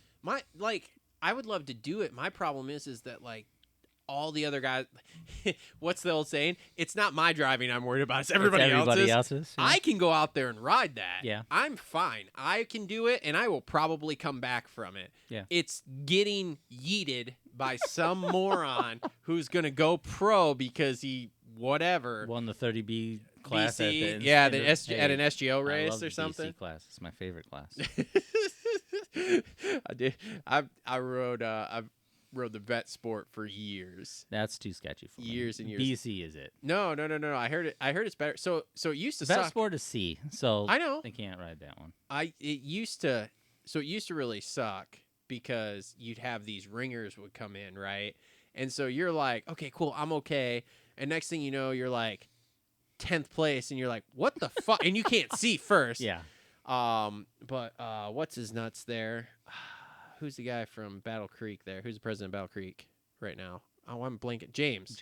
Yeah. Yeah. He's like, oh no, dude. He's like, I kicked all the ringers out of that class now. He's like, it's good. I'm like, thank God. Yeah. Because like that was the only class that I could ride. I Yeah. didn't start riding until I was fucking 25, dude. Yeah. Like, I'm not a B class rider. And if I go and ride with someone like you who's B class, like, you're going to make, as slow as you are, you're going to make me look fucking slow. I mean, dude, there was one time at Redbud, what fuck, was it just a local race? I think it was. I was like, I want to ride 2 classes again. I hadn't rode 2 classes in years. And this must have been, what are we in, 25? This must have been 22, 23 I did this. Okay. And I was like, okay, cool. The only other class I can ride legally without risking getting something said to me is D class. Yeah. So I was like, screw it. I'll ride D class. Like, whatever. I won't try that hard. You know, I'll try to make it not look like I shouldn't be in here. Yeah, you're like, I I'm don't want real to beat slow. him too bad. I'm real slow, but I'm not that slow. Go out the first moto. Get a good start on the gate. 3 corners in, I can't see the kid ahead of me. I go, what the fuck? What is happening? Now, I will say, lap 4, and now mind you, this is slow D class. Yeah. I'm catching him. Like, he was so far gone I couldn't see him. Lap 4, by the time I got to T1, Okay. I could see him Okay. going up Monza, and I was like, all right, baby. Reeling him in. Yeah, and I did too. I got within probably, I think I was, let's see. So that was still the old school setup where you do Laracos and then the short shoot and then into the finish. Yep. I was midway through the short shoot when he went over Okay. from not being able to see him. Okay. Second moto, we go out. He yards me on the start again. And I'm just like, dude, what the fuck is happening here? Like, I know I shouldn't be in here. I'm riding this because, like I said, I can't ride another one without possibly getting kicked out of that sport. So, like, what the fuck's happening Yeah. here? And he's beating me. Like, this is not how this should be. Like, I should be, like, running around up front in D class with other people. That's how slow I am. I Okay. mean, and I'm not No, scared to I'm admit not- it. No judgment here. I don't care. No It's judgment here. I can't imagine what I am now since I've rode 35 minutes this year in total I like it. I on a like it. turn track in a flat field. We're doing well. We're doing well. But yeah, so whatever. I don't know. It's local racing's weird. Local racing is weird. But anyway, okay, so how do you become an AMA official? Let's go there. All right. So how I became an AMA official is because I've been working at the our District 14 tracks since Okay. I was 14. I started working with Drex. So Okay. I started working with Drex here and there, and then when I was 15, I did his starting line by myself. Okay. And then that next year, I was 16. That's when they had a regional there. I Okay. was running the thing with 700, 1,000 riders. I mean, huge numbers back then. And then I started working at Redbud and just started working at different tracks. I mean, I've worked at Log Road, Battle Creek, Valley, Big Air, whatever else. And so I got into the AMA side of it kind of because, well, like my dad started doing some of the AMA stuff, and then they both started doing the Feld stuff, and they did that for like a year or two, and I was like, ooh, I'd like to do that. That'd be cool. So How do you get some, like, where is there just like a sign up or like it's kind of like a who you know kind of thing. It's not Okay. necessarily like you can't go online and be like, I'd like to be an AMA official and Google it. There's a couple people that do figure out who does it and hiring and stuff like that. And so I emailed him and was like, hey, I work at the local tracks. This is what I've done. I've done blah, blah, blah. I'd like to do this. And they're like, all right, sure. Come on out. And, it was nice because I did have my dad and my brother that kind of vouched for me. And so I went in there and started doing the Feld stuff. And then that led into the AMA stuff the following year. Okay. And I think it'd be my 5th or 6th year doing AMA stuff now. Okay. And I did, I think 3 the first time, and then 5 and 7, and I've done somewhere between 10 and 12 the last year and this year, and then do a little bit less of the outdoor stuff just because it's harder schedule wise. But I did, I think, 3 outdoors this year, and then I worked Redbud for the Pro National for the security side of it. But Yeah, I know. yeah. dude, the back gate situation was hilarious. Oh my God! So You panicked when you came over there, and I was like, "They won't let me in." You're like, "Just calm down, man. Just calm down." So I was cool as shit, yeah. by the way. I told the guy, I was like, "I'll just walk around." But whoever that gate guy is back there, I can't remember his name. Chad Leonard. Yes, Yeah, Chad. yeah, That's right. yeah. That motherfucker.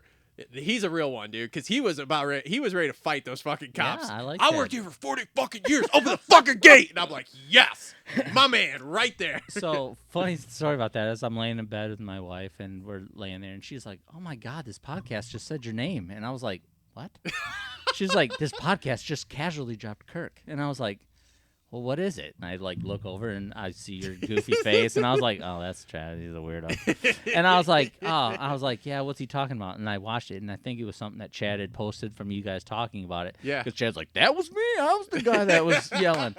And so I was like, "Oh yeah." I was like, "Yeah, I'm gonna reach out to him." I was like, "We've talked about me going on a show. I'm gonna just go on a show." And then now I'm here. But yeah, no, that situation was weird. We had extra security because Deegan and Jet and all that stuff got more. So I've added people on for that, and so we had extra people. But then they wanted Deegan's camp. Shocker. Wanted a little bit more security thing, so we had actual sheriffs and actually armed people up there and all that. Well, we had this meeting beforehand, and it was like, hey, at 9 to noon is when the pits are open. At noon, we're gonna kind of close stuff off. We gotta kind of get people out. Well, this was what 12:10, and so we're going over there. Well, when we got on the radio, the MX Sports guy was like, "All right, we're gonna close it down, like as in." We're closing the pits. Yeah. Well, the sheriff guy was like, "All right, close it down. I'm going to shut all the gates." And so I'm at the main gate because that's where everybody comes in and out of. So I wanted to be there, make sure my guys are good there, which they are. And I was watching that. And then on the radio, I hear Chad, "Hey, you need to get over here now." And I was like, "All right, get over there." I go over there.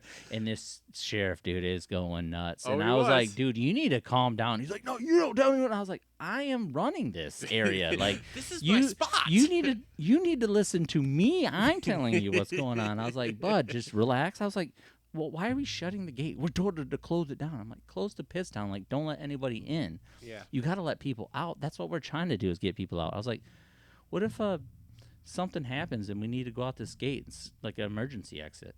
Well, they'd go around. I'm like, "It's a fire exit. You can't shut the fire exit, dude." He's like, "You're going to get in trouble." I'm like, "You're not. Just, I have a key, of course." So I walk over, unlock the gate. I'm like, "Just walk away." Open up the gate. I was like, "Thanks, Chad, for getting a hold of me." Chad's a good guy, and I like Chad a lot. He's been at that gate, not 40 years, but he's been there. Dude, he's a fucking real one, dude, because he was fucking he arguing takes it seriously, to the which is death good. with It's that why guy. I like him, and I like all the guys. Like, my dad gets stopped every year because he doesn't wear any of his credentials. And so gate 5, gate 8, it doesn't stop. "Hey, what are you doing?" And it's like, and he will. "Hey, do you know who I am?" It's like, "I don't care who you are."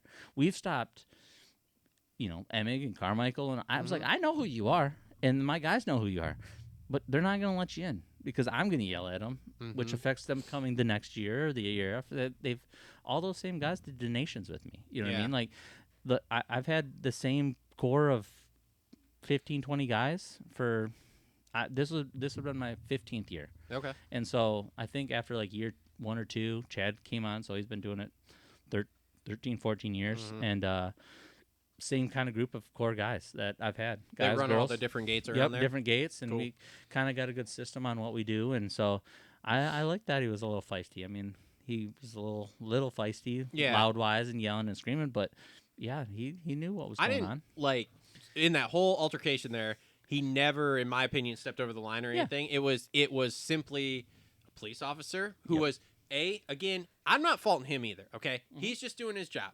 He here shut it down. Cool. Shut the fucking gate. For sure. Fuck everybody, right? Yeah, he wasn't understanding what shut it down meant. Yeah, and he also didn't understand that gate stays open for people to go in and out here who are supposed to be in here. There are certain passes that get it. He didn't understand that. Yep. Chad understood it. Yep. Chad was letting him know he was wrong, and he was also not budging on it. Okay, fine, no problem. We'll get somebody over here. And like I said, I was laughing. Yeah. And then when you came over, I was just like, "Oh, watch this! I'm gonna fucking throw this out here." And You were then yelling at me. I was like, "Oh, just step off to the side. You're making it worse." We're gonna hear about this on the podcast this week, and I'm just like, "Nah, dude." I told him I'd go around, and he was like, "No, stay here. We're going in here." And I'm like, "All right, dude, whatever, man." Yeah, It's no, fine. it was funny, but all that made me come on the show. So Yeah, dude, it's great. Well, no, because I had ran into you earlier that day over there. Yeah. Because you were standing with James, and you were like, "I don't get invited on this show," and I was like, "You haven't texted me. Like, what do you mean?" I'm a busy guy. Yeah, busy okay, yeah, guy. me too. Yeah, Busy sure, guy. okay. So no, I'd like to do this, and I was like, oh man, I wanted to do that. Like I like talking moto, and I like talking all the random stuff. And Yeah. I got, like I was talking to my wife, and I was like, man, I got like 4 different versions of Kirk. I got normal Kirk that's a dad and a husband and does kids sports and my sports, and then I race, and I've done AMA, and I've done the security stuff. I've done a bunch of different random things. So like experience wise, I feel like I got a lot of well, dude, stories and things you've to got a say. bunch of angles that the rest of us don't have I with thought. doing the AMA stuff, Yeah. which is awesome. So, okay, God, there's so many places I want to go with this. So, you're running security there at Redbud. What is the extra security for like Deegan in them? So if you can talk about it. Yeah, if you can, no. So in the last couple of years, like there's been a couple riders that have been really popular. Yeah. Jet, Hunter, you got Deegan and stuff obviously. like that. Yep. So it's went from where the sport has grown so much, and you sell X amount of pit passes, and then all of a sudden that number doubles or triples or whatever else, and you're like, oh man, there's a lot of people. And every race is different. Like I don't do the security at every track, but I go through the security at all the tracks, and so some are way chill and come on in, and some are like, hey, we're locking it in. And Redbud has its own different thing compared to Unadilla or you know what I mean. It's Redbud a total compared to the different. first time I went to Iron Man. Yeah, me and totally Justin were different. walking through Iron Man, going, "This is a loose program here." The very first time I went to Iron Man, I don't even think I worked Iron Man the very first year for some odd reason. But yeah, I was like, hey, I just walked right in. I walked around the pits. Like, they didn't care. But like, Redbud has so many people, and especially obnoxious, loud people a lot of times. Oh, yeah. That it's like, all right, my goal is to keep those people out of this rectangle. Okay, let's do that. And so, like, every track is different. Redbud has definitely some more strict pro pit stuff on it, but that's because they have twice as much as the next track. I mean, like, attendance wise, you go to an Ironman or wherever, and you're like, man, seems kind of, this is busy. It's like, no, it's not. Like, this is busy. Yeah. So you have to have that just for safety purposes and all that. And 4th of July weekend, everyone has it off, and so on and so forth. So Redbud is kind of its own animal when it comes to that. So you have to have more of a strict thing. So Deegan's camp and a couple other teams. So like, I have extra guys that go to Honda, and I have a couple extra guys that go to Yamaha, and I got we man up every semi. Every semi. Yeah, has there's a somebody person there. sitting there. Yeah. So, but those ones have 3 guys instead of 2 guys, or 4 guys instead of 2 guys, and then we have them for 9 to noon, where it's the busy time, and everyone else that's supposed to be in there can be in there, and we kind of disperse those. But the gates are the most important things there, just because if they don't come in, they don't go to the trucks. Did you? I guess I didn't pay attention because I was obviously wandering around. Do we have guys with ski mask on behind Jet the whole time there? Because I think that was the first round. That I saw that. That was only a Paula thing. I was like, oh, that's aggressive. Maybe it's because of the Instagram posts he had before that. There was I don't remember. I heard somewhere somebody was doing an interview. Maybe it was Jet. Maybe it was somebody else, and they were like, "Yeah, that dude was a little over the top." Yeah. Like, they were like, "Don't get me wrong, we were very safe." Yeah. But it was a little extra. Like, I think some kid tried to come up and like get a picture with him or something, and the guy like pushed him away. So that's not a Jet thing. That wasn't a Hunter or Honda thing. That was that was a track thing. Like, hey, we're gonna re-up it, and every track did it. So like every track had more security for, the main guys, just because the sport is bringing in more people. As much as I don't like Deegan, he is bringing people to the sport. Some of them are not great, but he is bringing people to the sport, which I like because I love the sport. A lot of bed bugs. Yes, don't like bed bugs, but that's okay. They buy merch. They buy merch and tickets. So I like that aspect of it, but yeah, we had to up the security for the last couple of years just because of that kind of stuff, and plus Redbud had the combine and stuff like that, so there were some extra things for that, and they have a couple different events and rides that they do, special things that certain tracks have, and so just extra security. So that's kind of what the extra sheriffs and security was for, is for that. And then after it was like, hey, it's noon, you can kind of disperse from that area. Let's help get these people out. And I will say, this year, Usually it takes like 30, 40 minutes to kind of get everybody out that shouldn't. Yeah. It was like 17 minutes. It was Wow. It was phenomenally fast. I was like, guys, this is the best one ever. I like this. Maybe we should have more of these security guards to help out because they don't care. Yeah. You know what I mean? Like, I'd like to think I'm a pretty nice guy. And so I go around, I'm like, hey, dude, I know you've been waiting for this autograph, but, you know, the autograph time's done. I hate, like, I know the kids are spending money on it and getting in there and stuff like that, and I want to get them, but they're like, nope, get out of here. And they're just picking kids up. Like, Well, have you ever been a bouncer anywhere? No. Okay, I'm not big enough. You got this too small. You do that once, you would understand you'd have exactly how they. And you would have to. I was a bouncer one summer at a bar, locally here, like a club bar. Yeah. Oh yeah, when you hear on the radio, it's closing time. Get the fuck out now!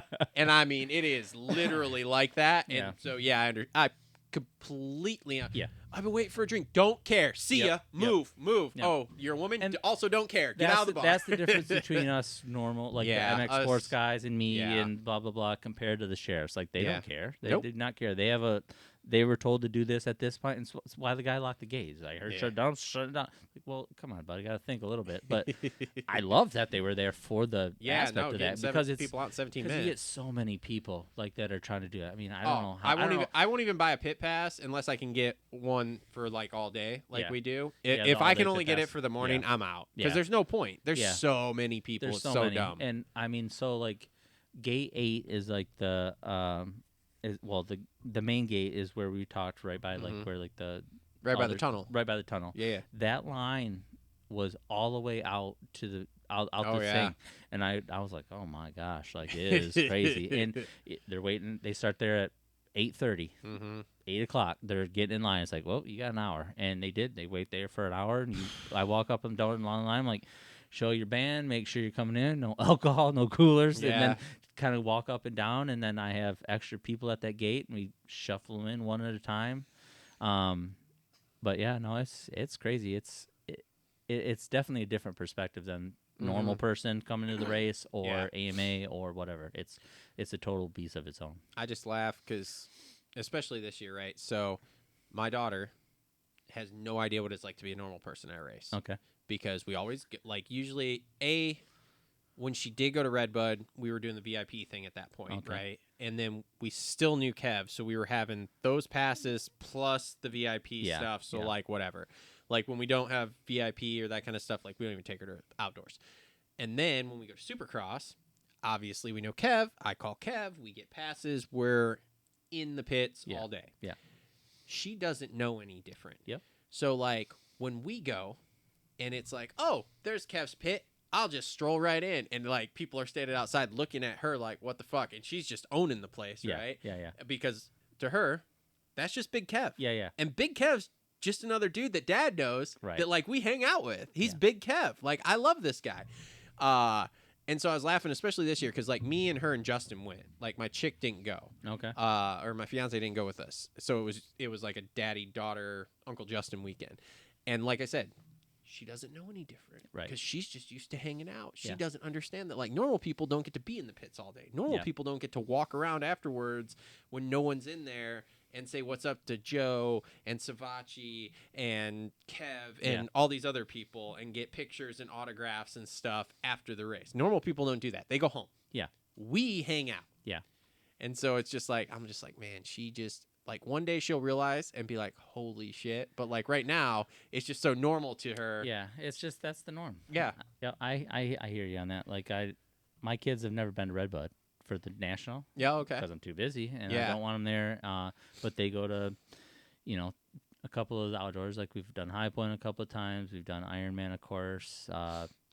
Just Millville, love Millville. So we went out there, and they came with me. But yeah, they got access to this and come do that, and it's totally different. So like this year we were at Ironman, and my youngest Cole, he's Barsh fan. Okay. He was like, but they never get autographs. They don't because like they're always hanging out with mom, and I'm working, and so on and so forth. But I was like, you know what, Ironman, let's do it. So they came in with me. We were breaking down the AMA truck, and I was like, hey, Cole, you said you wanted to just be like a normal person and try to get an autograph. I was like, oh, go around and get an autograph. He's like, I want to talk to Barsha. And I was like, all right. So I walked over to Barsha's camp. I was like, hey, Justin, huge question. I said, My youngest, big fan, love to talk to you, get autograph. He's like, oh yeah, bring him over. So I was like, hey, Cole, come on over.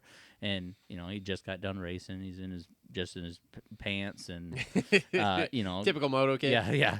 And so they're covered in dirt, and Justin's like, hey, come on over. He talked to him for 5 minutes and signed gloves for him, and cool. They were geeked, and then they're like, can we go walk around? I was like, yep, stay together, go walk around. And they walked around. They got I could sell this on the other site. I got a Deegan water bottle. Ooh. One of the metal ones with the floppy. Oh man, has his DNA on it probably. We could. I'm get big dollars for that. Put it up on eBay. There I told you the kids I lost it already, but yeah, that's gonna be their trust fund. Like, just give that money for college fund. That's okay. I got a foam finger signed by Jet and Hunter from the Lawrence Zone, because that was the last year she was at Redbud. Okay. Was when they did the Lawrence Zone that first year in the VIP. Okay. And of course, her and my fiance wiggle up there, man, and they're first ones in line to get autographs from him or whatever. Yeah, that foam finger went missing a long time ago. It's in the office room downstairs now. It is mine. Yeah, so, thanks, kid. Yeah, I do. So at all the races, Supercross, motocross, doesn't matter. I try to do. It's like a Kirk's Make-A-Wish. So I always try to help out a kid. I brought him on the track. They've taken pictures. Something else at Redbud. I'm running around all the time, but I try to watch the start. I don't know if I've ever watched a race, and I don't know who wins anything at Redbud, but there'll be a kid on the side in the pits or on the fence that's trying to videotape the start through the fence, and I'm like, hey, give me your phone. And he's like, what? I'm like, give me your phone. I'll take his phone. I'll walk all the way out to the first turn and get a sweet, super cool video for him, and I return it, and the dad's like, oh my gosh, this is sweet. And I try to do something like that at every event I do, and my dad makes fun of me a little bit, but I'm like, man, it's an experience. I get to walk on the track every single time. Every track I've been to, it's I walk normal on. for you. It's normal for me. But this kid here, it's his first race. He's never seen that. He wants the tear-offs that are on the ground. Yeah, come and grab the tear-offs. Yeah. Great. It's picking me up. I don't got to pick him up. This is You want great. tear-off? Here, this is all of them. There's 15 tear-offs. The kid's geek. Those all came off Deegan. Yeah, I don't think it matters. But yeah, hey, here you go. I've done dirt clumps. I've done rocks. I've done, the track markers if they're broke, whatever. I've tried to hook some of these kids up because it's the experience. So now they're gonna be like, man, that was so cool. I want to go to another one, Dad. Or hey, Dad, that was great. Let's go to another one. And then they go to all of them, and they end up being me, where I love the races and stuff like that. So speaking of Kurt's Make-A-Wish, just want to point this out. We got a donation for the studio here. Look at this. We may also use this to get in some places that we shouldn't at the next American Destinations. I put a GPS tracker in it, so they will be able to find you. So if you try to go on the track, so don't do that.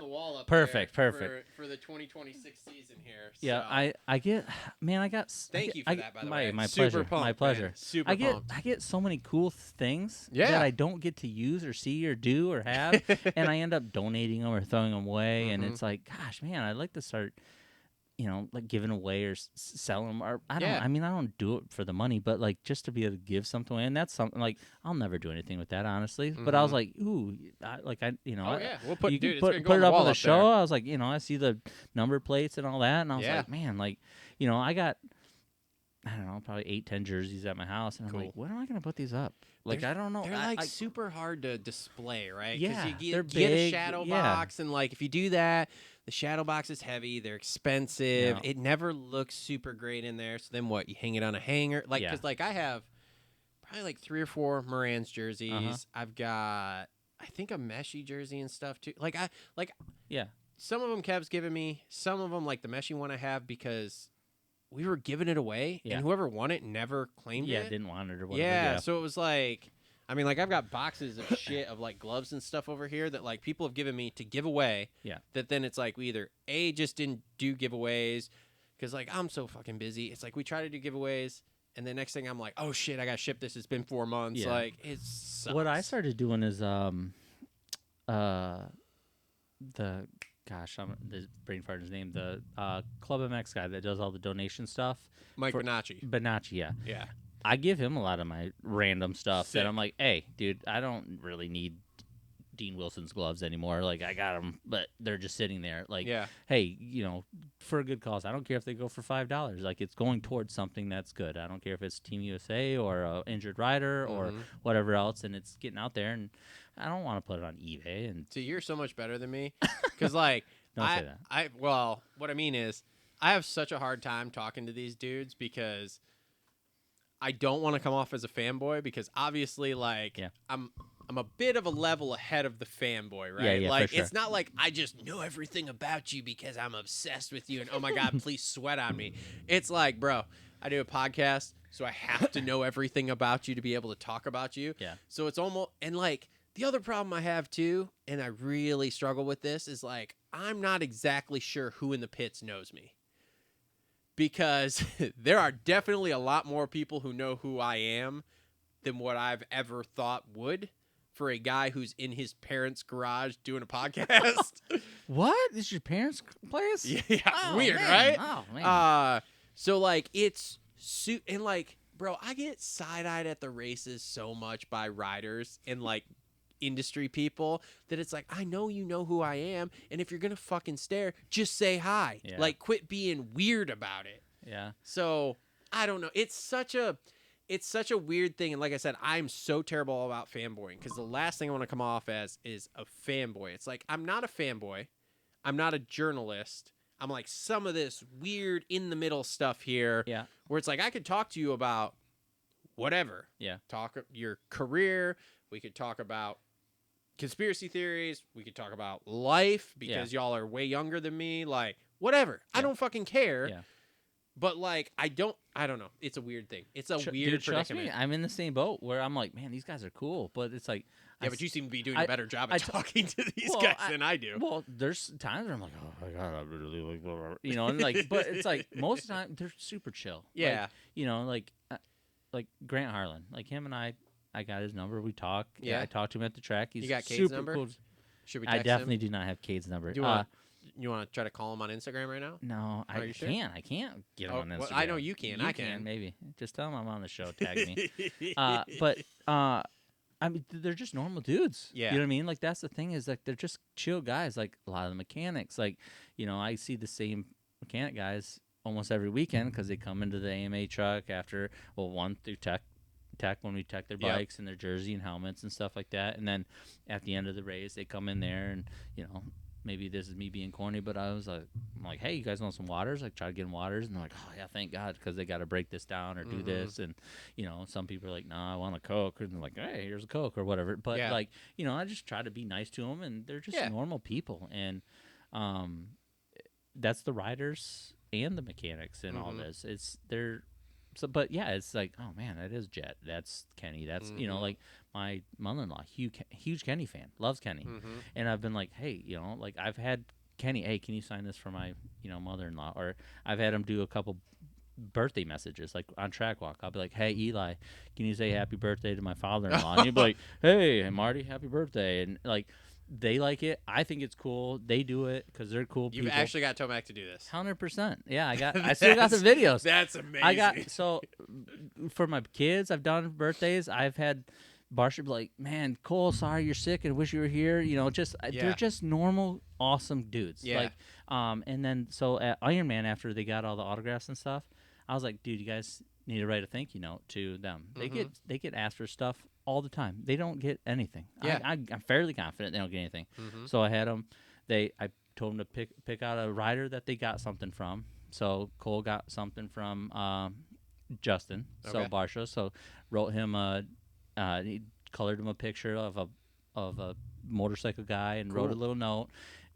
Race did RJ. Okay. And they came off of the like the press like podium like they did that like weird show kind of talk before Charlotte.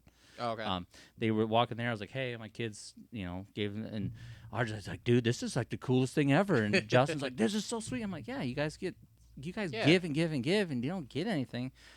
They're just normal dudes. Yeah. So like, fanboy wise, like I see it. We're you know, they're just normal guys. So if you talk to them like normal guys, they're gonna chill with you, and most of them will talk to you and all that. So if you buy a pit pass, you go and you talk to them. They'll talk to you for a little bit. I've never met one that's a dick, by the way. Just any of them I've ever talked to, I have not had anybody be a dick to me Okay. yet. Okay. So that's why, like, when I joke about being like big Christian Craig fans here, Yeah, right? yeah. So like the story behind that is I'm walking through Redbud Pit a couple of years ago. I got that camera. It's on the fucking rig. It's got the setup where I had the iPhone on top of it too Okay. for shooting vertical stuff at the same time. And Paige Craig's walking out to watch Christian ride, and she's like, "Oh, sweet setup. Like, you know, what's the deal?" And she's talking to me Yeah. about it. And you know, I was talking to her or whatever, and then we were going towards like the tunnel. And that was the year before Deegan went pro, because he was there for the combine race. Combine, yep. So he was coming out, and he stopped to talk to her, and I kind of just kept going because it was like, okay, like I don't really know her or whatever. Yeah. And so like she talked to him real quick, and then she was like, "Oh, hey, wait up," and like caught back up to me to nice. talk to me Nice. more. And I was like, "Oh, okay, cool, whatever, dude." And so yeah, so I talked to her all the way over to like the Thor Tower or whatever, and she was super duper cool, like Okay. super duper cool. And yeah, I've talked to some of the guys, like you said, none of them, well, maybe with you and Cade, but you know, you might have came in hot there. We could mend this relationship. You like, I'm fine with Cade. He's we fine. could- I don't need to. He's got you blocked. That's. Well, I mean, I don't think need Instagram. I Can don't you? need to like I it. mean, can you text Brian and see if we can get Hayden to unblock us? Because that would be great. Because Ooh. it's hard to do like all my due diligence on him when I cannot actually see his pages. Yeah. But you know, Why don't you just like make like another account and do it? Well, He's okay. like, he blocks you on like everything. You don't got one account. No, he blocked. He blocked us on TikTok, Okay. Instagram. I'm not 100% sure on Facebook because there's so many weird Yeah, accounts on yeah, Facebook yeah. that I see his shit there. That's how I'm like, man, he does some douchey shit on socials. We're not blocked on YouTube. But then he also went and blocked Cole. And I think we're blocked on Twitter too, but I don't So ever you're do telling anything me on I'm going Twitter. to get blocked after this show? Maybe. I'm getting Who blocked. knows? Hold on. I don't know. Brian hasn't blocked me. I am not blocked yet. No, Brian hasn't blocked me, so we're Okay, good. Okay. Which is crazy, you know, because he loves Yeah. the haters. Yeah. Until the haters are really there, and Yeah. it's like the funny thing is with him is like everything we say, like 6 weeks later, that camp is saying the same thing. Yeah. Like the first thing that everybody went crazy on us was when he went pro, and Justin was like, "Well, he can't hit whoops for shit." And then we get to the end of Supercross season, they're like, "Yeah, you know, he really struggles with whoops." Yeah. Then we were going into outdoors. We're like, "Man, he's gonna be a 6th to 9th place guy." Yeah. Oh, you fucking high. He's gonna win everything, right? Get to the end of outdoors. Brian's literally on some show. Yeah, we really thought he was gonna be like 6th to 12th place. It's a fucking echo in here, dude. Yeah, It's well, a fucking echo. You gotta have some like positive vibes. You can't come into the season like, yeah, I'm He's a 12th. great rider. He is. He is a great rider. Yeah. He will make me look dumb anywhere. Yes. Yes. Doesn't he will. matter what it is. Yes. We could be riding fucking beach cruisers in a circle in my driveway. He's Yeah. going to make me look dumb, okay?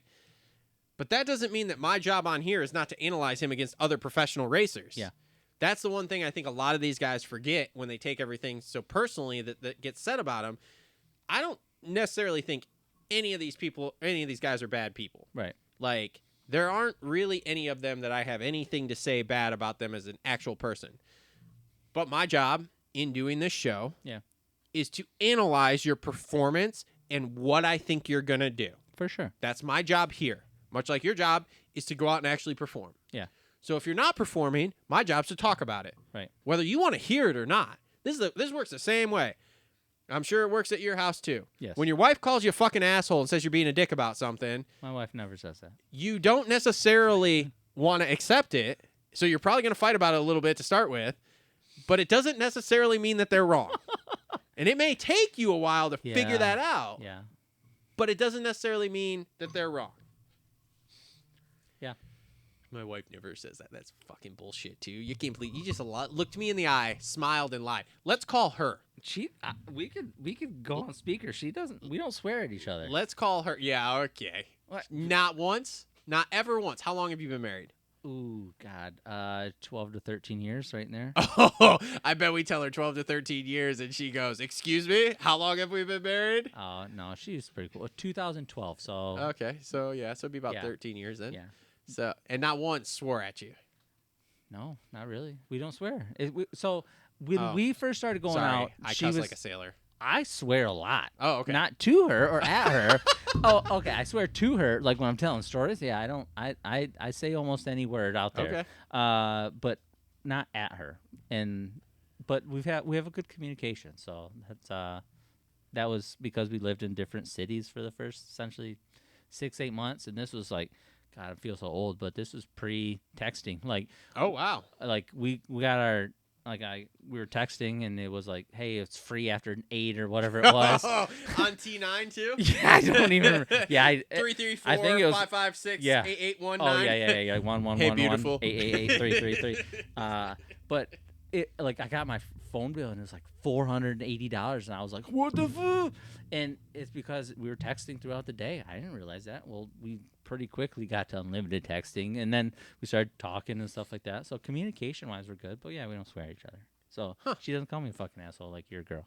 Must be nice. Yeah, it's nice. I'm not saying I'm not a fucking asshole. Okay. Oh, there's times that I'm a fucking asshole. She should call me that, but she doesn't. And there's times that I probably should call her something, and I don't do that either. Look, I don't call her bad names, okay? I may just be like, are you fucking high right now? She's right there. She just said, you lots of swear words? Yeah, that's what she said.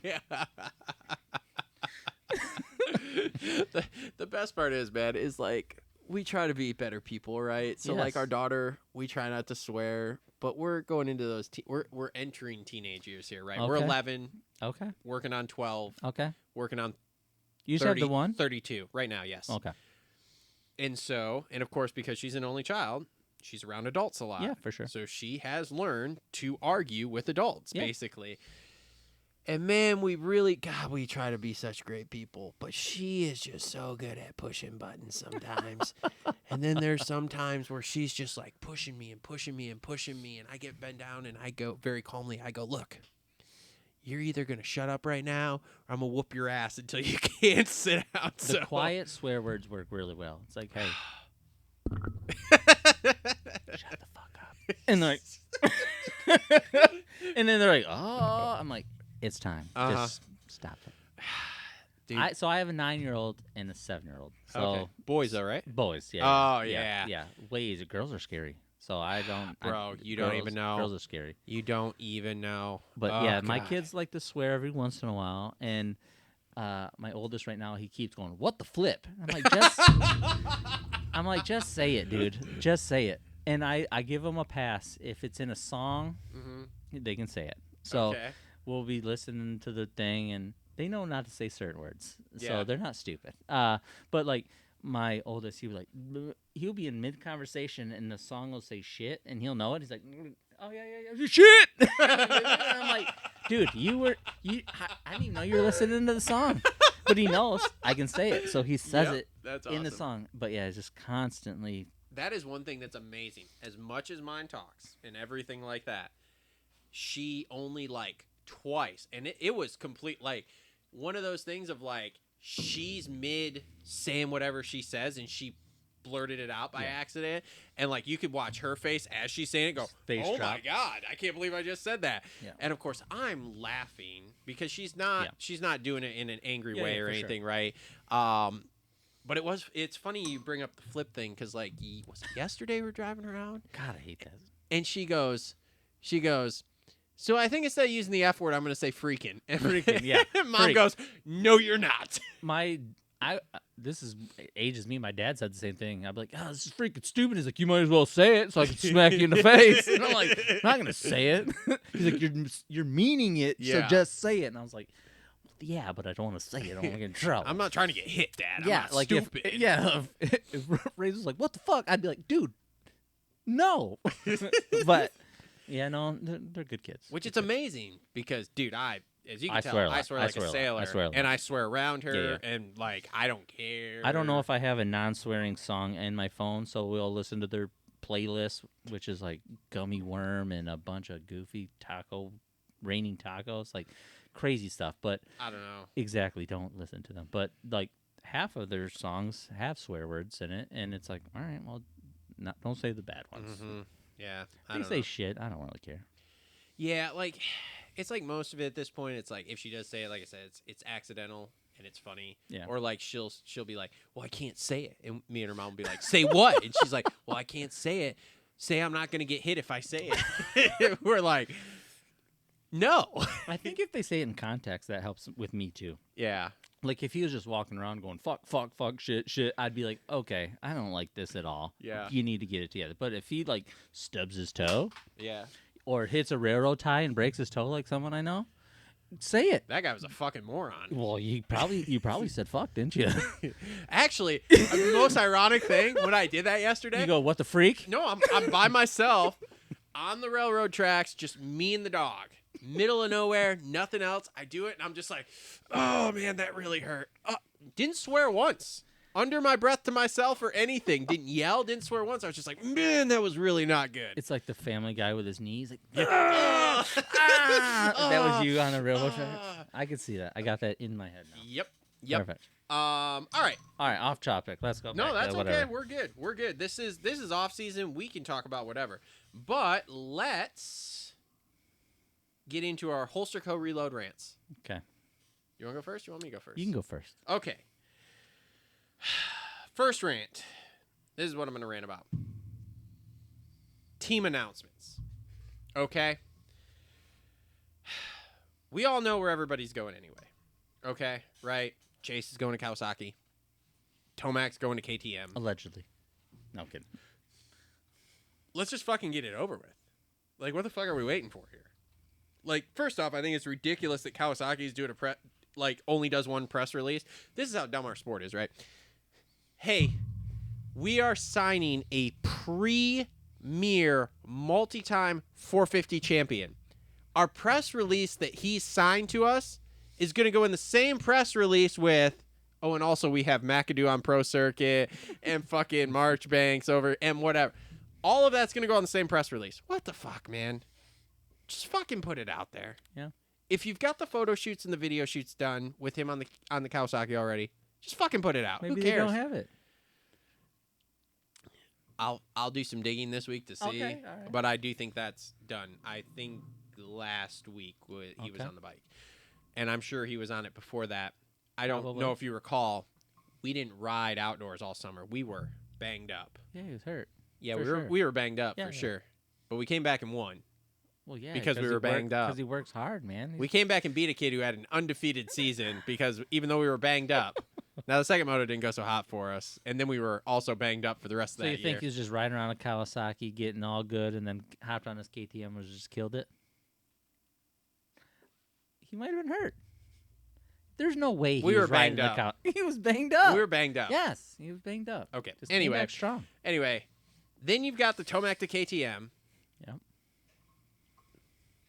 with a fucking press release. Like, come on. 4-time AMA motocross champion. Let's just put it out there that we signed him because right now we got nothing going on there.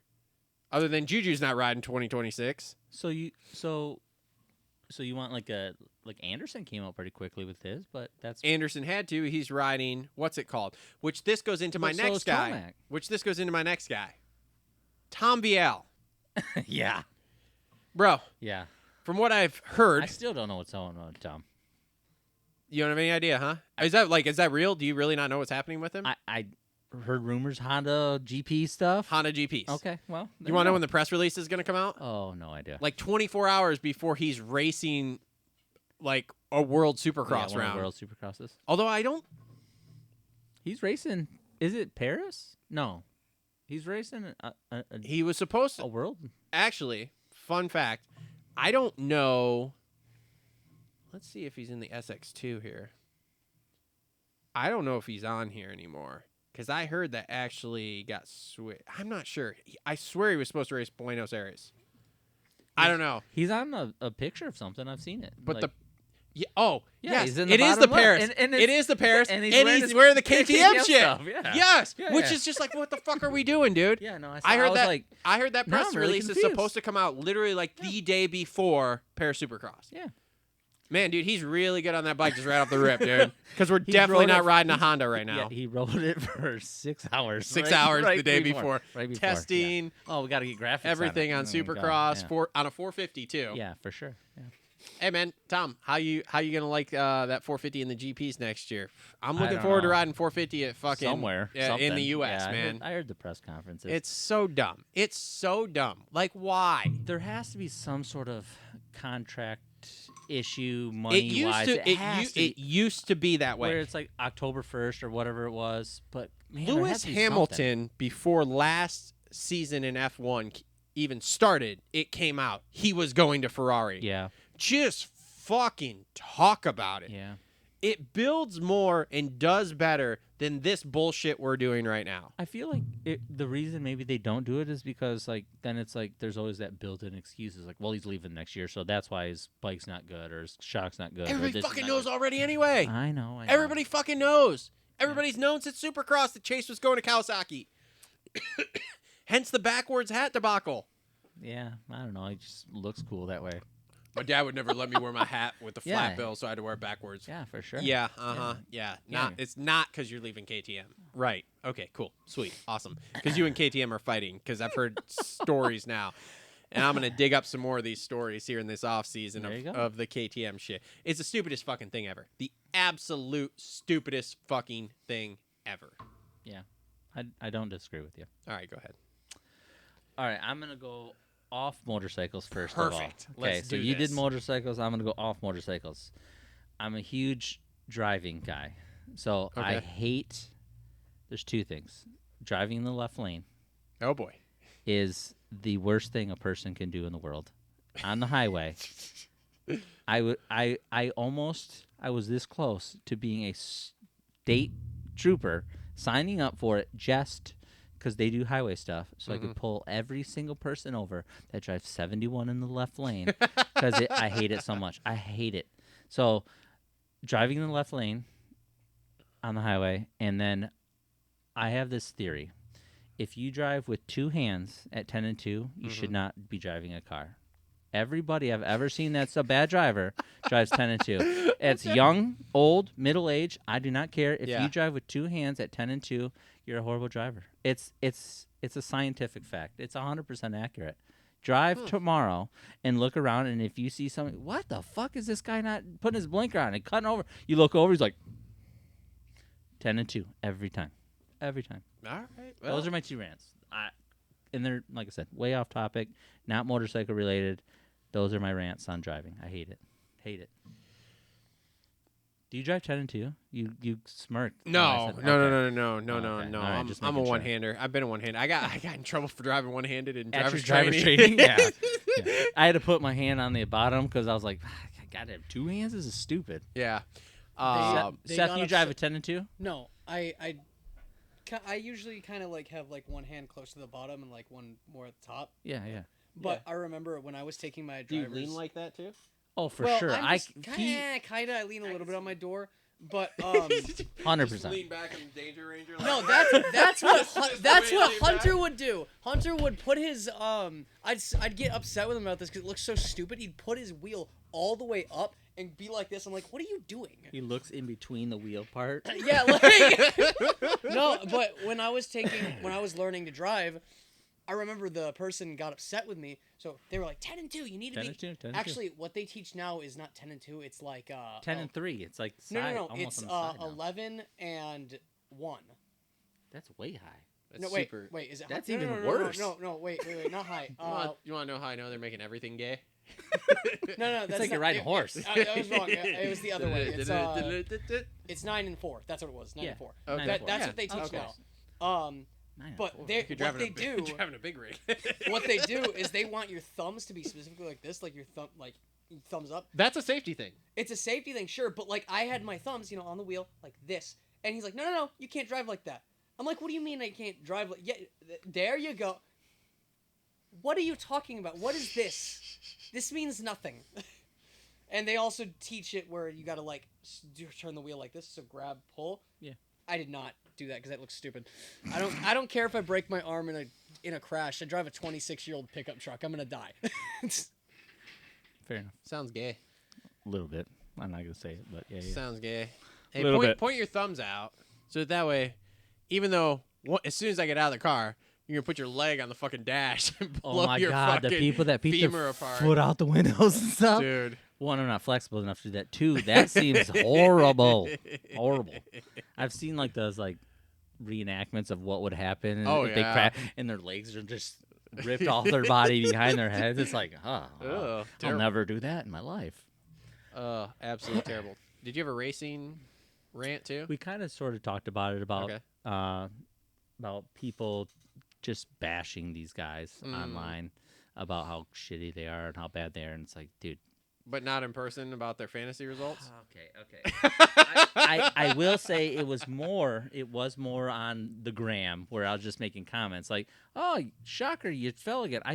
I think I made the comment where I think this is hilarious that you're one of those guys. Well, this is pre-AMA. So this is pre-AMA. Make it better. Okay. But I was like, man, fantasy-wise, like, really annoying because I was like, I feel like there is a timer on his arm, on his watch, that every 11 minutes he has to fall over on his motorcycle because he was falling so much. It was like, yeah, better fall off, and he would just fall off.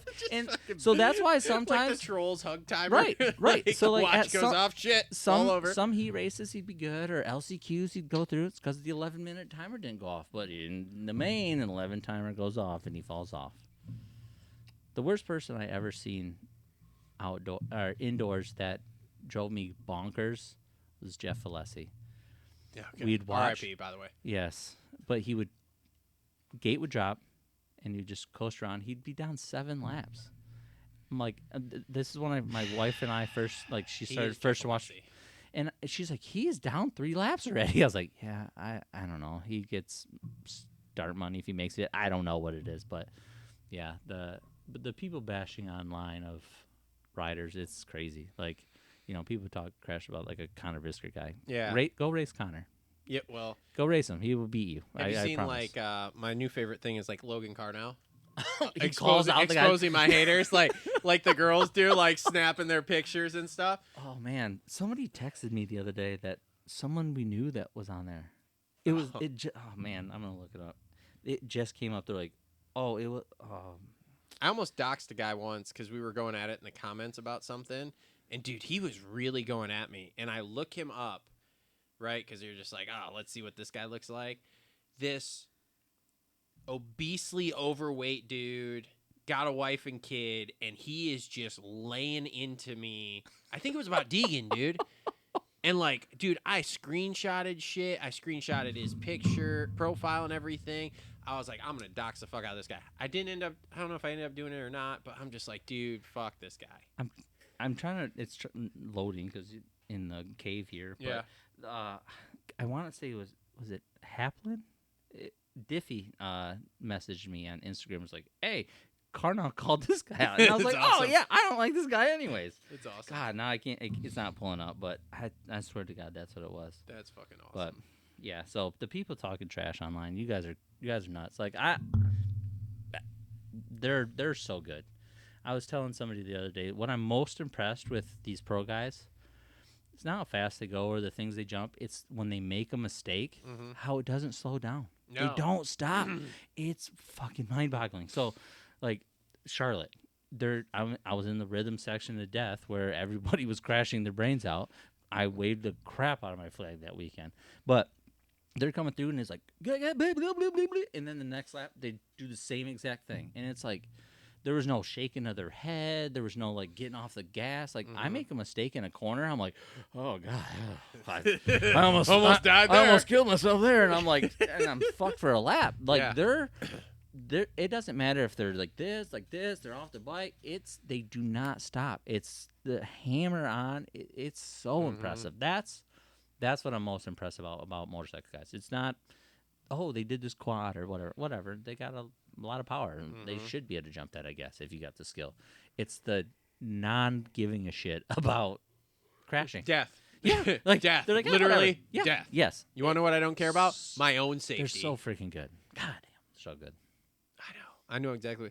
Dude, I remember one of the first years I was at Redbud watching Jeremy Martin come through the black dirt corner there before Thor Triple, just in the same rut the entire moto, and like to the point that rut was blown out.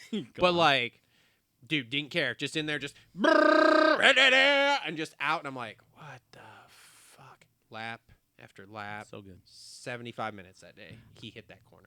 It's impressive on how fast they're able to change the lines too. Like something happens, like Bro. right there. My first experience with that, same corner, black dirt corner. Cooper Webb comes in, inside of black dirt corner there, all across every single rut to the outside, pivot 90, right back down that fucking berm across every single rut, and I'm just like, is that a line? Yeah. Like They that just make- that doesn't exist. I could if I went across those ruts, I'm dead. That's like a whoop section for me. Like no way. Every single one of them is so good. So No good. way. It's unreal. Yeah. It's unreal. And then you watch Jet and you're just like, wow. He's so smooth. It's He's so smooth. But Joe's the same way. Joe. yeah. I think. I mean, he's not going to be on Jet's level, but Joe's going to be. He's going to be a dude in the next year or two. Yeah. Like get to the. I'm saying Deegan's coming out in 27. Mhm. If Joe comes out in 27, I could see Joe being better on a 450 than Deegan on a 450. Yeah. I could He's too. so smooth. Mm-hmm. Like the revving side of it, like the only guy I know that revs the bike like crazy on a 450 is Barsha, but he's very good on a bike, but also has his tendency to not be very good on a bike for a little bit. And I think that'll be Deegan. He could be a top 3 guy every once in a while. Well, let's not forget Eli Tomac. Yeah, but even he doesn't get on it as much as people think. His bike is loud. Yeah. But he's not blah, blah, blah, blah, blah, like he's just on it all the time. Like in the straights and the corners, he is just it's like half clutch in, he's using just the on clutch it. as a brake, But man. like in the air, he's not like in the air coming down. Barsha's on it like a 250 guy. Mhm. Tomac's not that way. He's like, "Rah," and then he's there. But he's just, it's like God, do you ever let off the damn gas? And he doesn't. He just pulls in the clutch a little bit, and just hammers the gas everywhere. It's just constant, like he's doing it. But Jet's like. Jet's just ridiculous, dude. He's Yeah, so it's ridiculous. impressive. All right. Anything else? Halftime report here. You want to talk some conspiracy theories? We can do a TLR tinfoil hat. I love tinfoil hat conspiracy. What do you want to theories. talk about? Whatever you want. No. Go ahead. You pick. Oh, I don't know. I don't have I'm any. a Rolodex for this shit. So pick your favorite one. What do you want to talk man, about? like I love like the. When did you get into conspiracies? Oh man, this is gonna sound bad, but like after like 9/11 and stuff like Oh, that. no. That's not going to sound bad at So- all. Like literally after. No, not like the day after. Okay. I wasn't like a weirdo. You were like a guy that was like, man, that didn't seem right. We should probably look into this a little yeah, deeper it's the like, next oh, day. that was sketchy. Like I didn't understand. I was like a sophomore in high school, but like Yeah, I was in when 8th I was grade. in college, like I'd be like reading articles and stuff like that, and I'm like, man, these people around me are judging, looking over your shoulder. And, like I'm in the computer lab, and they're looking at, it, and I'm like 9/11 goes crashing, and then I go to the moon, and then I go to the JFK stuff, and I'm a huge conspiracy theory guy. I like all that stuff. Like even something so silly as like Loch Ness Monster and the Bigfoot and Titanic and cryptids. Anything. I And like the Titanic anything. that was sunk to start the Yeah. start Well, the you Federal got Reserve. all those people were on it, man. Like there's to a lot start of the people- Federal yeah, Reserve. Yeah, You for ever sure. read the Creature of Jekyll Isle book? No. You should read that. It's Yeah. about starting the Federal Reserve. Okay. There you go. You will read Was it. it- It's big. Yeah. It's 900 pages. Okay. Cool. Take audiobook. week or two. Audiobook read? it. Okay. That's what I did. Yeah. But you will read it, listen to it, whatever, and you'll be like, fuck. Yeah. Everything really is fake and gay. Yeah. There's. I'm 100% sure we didn't go on the moon, and maybe have never been to the moon. I don't know. I can't imagine. But like, I would die arguing with somebody about that. Nah, bro. You think we went to the moon? No. Are you fucking high? Okay, Of thank course you. we didn't. We did not, right? Yeah. Okay, just making sure. Because, I mean, I was gonna have to throw this mic down and walk out. The if you single- believe the it. I single was like, greatest you are the dumbest person the I know. the single greatest accomplishment in human history, and we couldn't afford another tape to record, so we had to record over that and the telemetry data. Yeah, and they're talking on essentially and- cell phones. Like we're talking on a crystal clear. fucking landline I from can't the even Oval load Office up Instagram in 2025 in your house because my service isn't good because enough. there's a metal roof here. Yeah, it's like, but oh, no. 250,000 Got miles this- away on yeah, the moon. The plastic here is stopping me We're just from getting a signal out. instantly calling Yeah. the president. Yeah, the conspiracy stuff is very interesting, and I We're very not much enjoy it. conspiracy theorists anymore. We're just sneak preview people. Sneak preview. People. Yeah, because Never about heard 6 that. weeks later, you find out that we were fucking right. It's the craziest thing. Oh, but there's things that are still everyone's arguing about. Well, I mean, like, I'm not like a flat earther or nothing Bro. like that. Like, I'm not that off the deep Look, end. After the Charlie Kirk thing, Yep. as I said here, there's now normal people and lunatics. Doesn't matter what side of the aisle. Could be right or left. Normal people and lunatics. The lunatics are fucking retards. Okay? Ooh, I don't say the R word. Oh, really? Yeah, the 2 words they don't say, R word, N word. Those are the 2. Everything else is on the table. You can say whatever you want. I don't say it. Look, man. Yeah, we don't use the N word. Yes, I don't use Okay. the N word. Look, that's a whole. We'll talk about that Okay. off camera. That could be. But the R word I use all the time. Oh, you got to rethink that one. There's so many other words to use. Anything. That doesn't refer to a special needs person. Well, you're applying it as a special needs person. Yeah, There's they some have sort of- special needs because they're fucking morons is the real thing. So look, here's your choice. I can call you a fucking moron or a fucking retard. Take your pick. Fucking moron. That'd be way better. Nah, fucking retard gets my point across way better.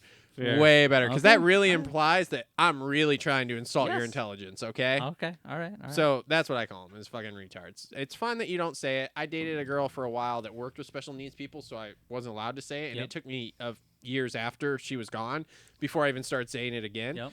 And now I don't care anymore because take words back. Yeah. Okay. Anyway, whatever. But yeah, like I don't even know where I was going with this now. He threw I'm me off with a sorry. retard I'm word sorry. there. I had this Mike- whole thing. I was wound up. Sorry. And then here we are. Oh, the lunatics and stuff, Yeah. right? I mean, like, my one buddy, he was like one of my best friends in high school. I was the best man in his wedding, whatever. His sister is a fucking lunatic. And, like, for some reason, we still are following each other on Facebook. The other day, and she posts stories all the time. Most of the time, I just skip by. And I texted him a while ago, and I was like, I did not know your sister was a fucking lunatic. And he's like, yeah, man, we didn't either. But me and my wife were talking about this the other day going, whoa. And so, like, most of them I just skip by, right? And then the other day, he was actually coming over to buy a knife for his wife. And I get to one of her stories, and it's like, the Constitution and the Antifa memoir are the same. And I'm just like, I just skipped by it, and I was like, okay, I can't do nothing. And she had like 4 more stories. I got to like number 3, and I was like, back her up. Yeah. Yeah. So I send her a message with this, and I'm like, genuine curiosity. Right? Because you can't just fire right Yeah, off. for As much as sure. I want to fire right off the rip of like, Yeah. you're a fucking idiot. Yeah, you're stupid. Yeah. Retard. No. I'm like, could you please explain this to me? She responded a while later with something like, ha ha ha, it's true or something. And then I said, okay, cool. Like, can we point to sources Why? or Yeah. something? Because, like, I've never read an Antifa memoir. Okay. So, like, or whatever the fuck she was Yeah. talking about, the Antifa documents, whatever. So I don't know. And then she goes, well, think about it. It's anti-fascist, which is the same thing, the Constitution. And I went, okay, well, you know, when you say that, I can't argue that 100%. Because, yes, we don't want fascism. I agree. Could you point to specifics here? Right. Do you want to know what I didn't get? Specifics. Yeah. Yeah. You want to know why? Or a response at all? Because they're fucking retards. Like, they don't actually have specifics. Like, if you... This goes back to the Charlie Kirk thing. If you want to actually talk and point out specific things here, great, fine, awesome. We Yeah. can talk. This is like... And again, I don't really care what anybody... Everybody has to meet the maker at their end of their life. That's their prerogative, right? Yeah. So if you want to be an atheist or whatever, my views are not that. I don't think you should view it that way. But if you want to, that's your fucking prerogative, right? Oh, you But don't wanna- arguing- don't want to have a conversation with me about that. Then But, either. well, we can talk about this off. We can talk about this now. My thing is like, okay, if you don't believe in God, and you're like, it's all science, right? Yeah. Do you believe in the Big Bang Theory? Sure. Okay, cool. What does science say about matter? Well, I don't know. Matter cannot be created or destroyed. It can only be transferred. Okay. Okay? So you don't believe in God, but somehow all of this exists. And your theory, if you don't believe in God, and you believe in the Big Bang Theory, is that all of this came from a speck of shit. Speck of shit, Big Bang. Yeah. So here is where your theory runs dry. Okay. Right there. Yeah. Hey, there's no God, but I need one miracle, and then I'll explain everything else. you just said you needed a miracle Yeah. to then explain everything else. You can't start your story with, okay, I don't believe with God, but I need a miracle. You're fucking talking out both sides of your mouth right here. We Yeah. gotta fucking... Well, going back to what you're saying, like I think that there's too far left and there's too far right. Lunatics. Like, yes. When There's we not get to as those many outskirts. people as there in the middle. Like there was until I'd say COVID, It's not that bad. Trump. I think I feel like that's what the The, divide is. the internet highlights the lunatics Correct. is the problem. I guess that's There's true. a Where you much see a lot of that. Yeah, I broader guess I see that. center of us. And I know this because I have conversations with people who come through my door every day, and I deal with a wide range, Oh, right? for sure. Every Yeah. fucking monetary system, every color of everyone. I mean, dude, I had a guy last year, I did his wheels. He was an African-American gentleman, and I start talking to him. I go, man, can I ask you a question? Because he was a super nice guy, and I was putting the wheels back on his car, and he was just standing around watching me, and he was like, sure. And I was like, what do you think of all this racism shit that's going on, right? Because I'm a white guy who grew up in Portage, okay? I don't know racism shit, okay? I'm not racist. I don't like fucking retards, okay? But, like, that has nothing to do with the color of your skin. That Right. has everything to do with your character, your integrity, and how you fucking act. Yeah. If you act like a moron, I don't fucking like you. Correct. Okay? So, anyway, so I asked him about this, and he's like, bro, that shit's so dumb. It's so stupid. It's so, I mean, dude, we had a full-blown conversation, and basically, by the time you get done to it, me and him, who are completely different people, mind you, he was a very dark African-American gentleman. Okay. We're here. We're right in the same spot. Yeah. Of like, yeah, maybe we have some little idiosyncrasy differences in opinions on things. I probably didn't use that word right, but it sounded smart at the time, so we're going to go with it. We'll roll with it. But overall, like, bro, we coexist. It's fine. He left here. We're fucking great. Came back. I fixed his wheel again. Whatever, dude. Great. Yeah. Everything was fucking awesome. No problem. Like I said, little differences. That's okay. We're not the same people. It's fine. But, like, it wasn't like he was sitting there being like, oh, this white cracker, whatever. And I wasn't sitting there being like, oh, this stupid, Yeah. blah, blah, blah, whatever, you know? Like, the internet highlights So I the don't divide. I don't have Facebook for this reason. Like I used to love Facebook. Like it was great. I love being able to ask one question to 50 people or 500 people and get an answer back. It was great. Well, you know, the first Trump stuff, the COVID stuff, all that. Like God, I was tired of arguing with family members and friends, and then I was like, everyone's like, just ignore it. And I'm like, well, it's all over, and Yeah. now I can't even enjoy what I have it for. Mhm. So I deleted it, and it's been great. I do miss like Marketplace and like that kind of Oh, stuff. I'm banned from that, so that's fine. My God, you're banned from a lot of stuff. I'm an international arms dealer, so I've been banned from 2 marketplaces, actually, because I had a Interesting. burner account, too, that I Oh. also got banned from. Very impressive. Weapons of mass destruction right there next to you. Oh, that's what it is. Oh, yeah. These things are sweet. Thank you. When I walked in, I was like, ooh. Pick up your custom powder-coated Milwaukee fastbacks, TLRcoatings.com. Yeah. /shop. I'm gonna have to order me one of these for work. I don't even need one, but I'm gonna get one. I got a scratch and dent box. We'll get Not you one only before you leave. fastbacks, Woo! we've got the other knives now as well, and yeah. the blade holders. We have all sorts of shit. Yeah. Check it out, TLRcoatings.com /shop. Check it out. I'm working on the website. Seth's working on the way. Are you working on fixing the fucking switcher board thing? What have am you I- contacted customer support? No, he's been I don't think ignoring it's a us. switcher board. I have been ignoring you. Unbelievable. We've been talking about good stuff, I think. We have. actually, Come on, it's not even been a lot of motorcycle no, stuff. that- We're, and we're stuff I've been literally listening talking to. about fucking retards over here. Yeah, I know. whoa. Why did people get upset about that? Like, I've always heard that. I don't care. I've always heard people say retard. I don't care. Yeah, Like, dude. we're- Back So- in the 90s, we all Oh, were so man. sensitive. I said it so 20 much. years before you were born, we were not so sensitive. We could use words like that. Now everybody's real sensitive about shit. All and right, here we so are. my experience with that is I started dating my wife. Okay. We were going out, boyfriend, girlfriend, all that. Well, she is a special education major, and Okay. so well, see, now Okay. you're explaining So- backstory, right, which so- makes sense. Right. So I said the word, and like, so we started going out saying, she's like, I don't, and I'm like, oh yeah, sorry, it's not like Yeah. like, I'm not being mean. I just did the same thing. I'm not being mean to him. It's just like a fact. It's like I would when- never say it to that. like it's when person. we're all like, well, that's gay, and it's like, well, that's stupid. Like, okay, Bro. it's not that anymore. One of my good friends I used to hang out with all the time was Everybody says that. It's like, well, I'm not racist. He I would have call one people- black friend, or I got one. I got one Oh, gay. no. I got one gay buddy that I know. It's No, like, okay. the gay guy used the term faggot more than I did. Toward Right. Negatively, too. He can- Not even but positive. He negative. can say it.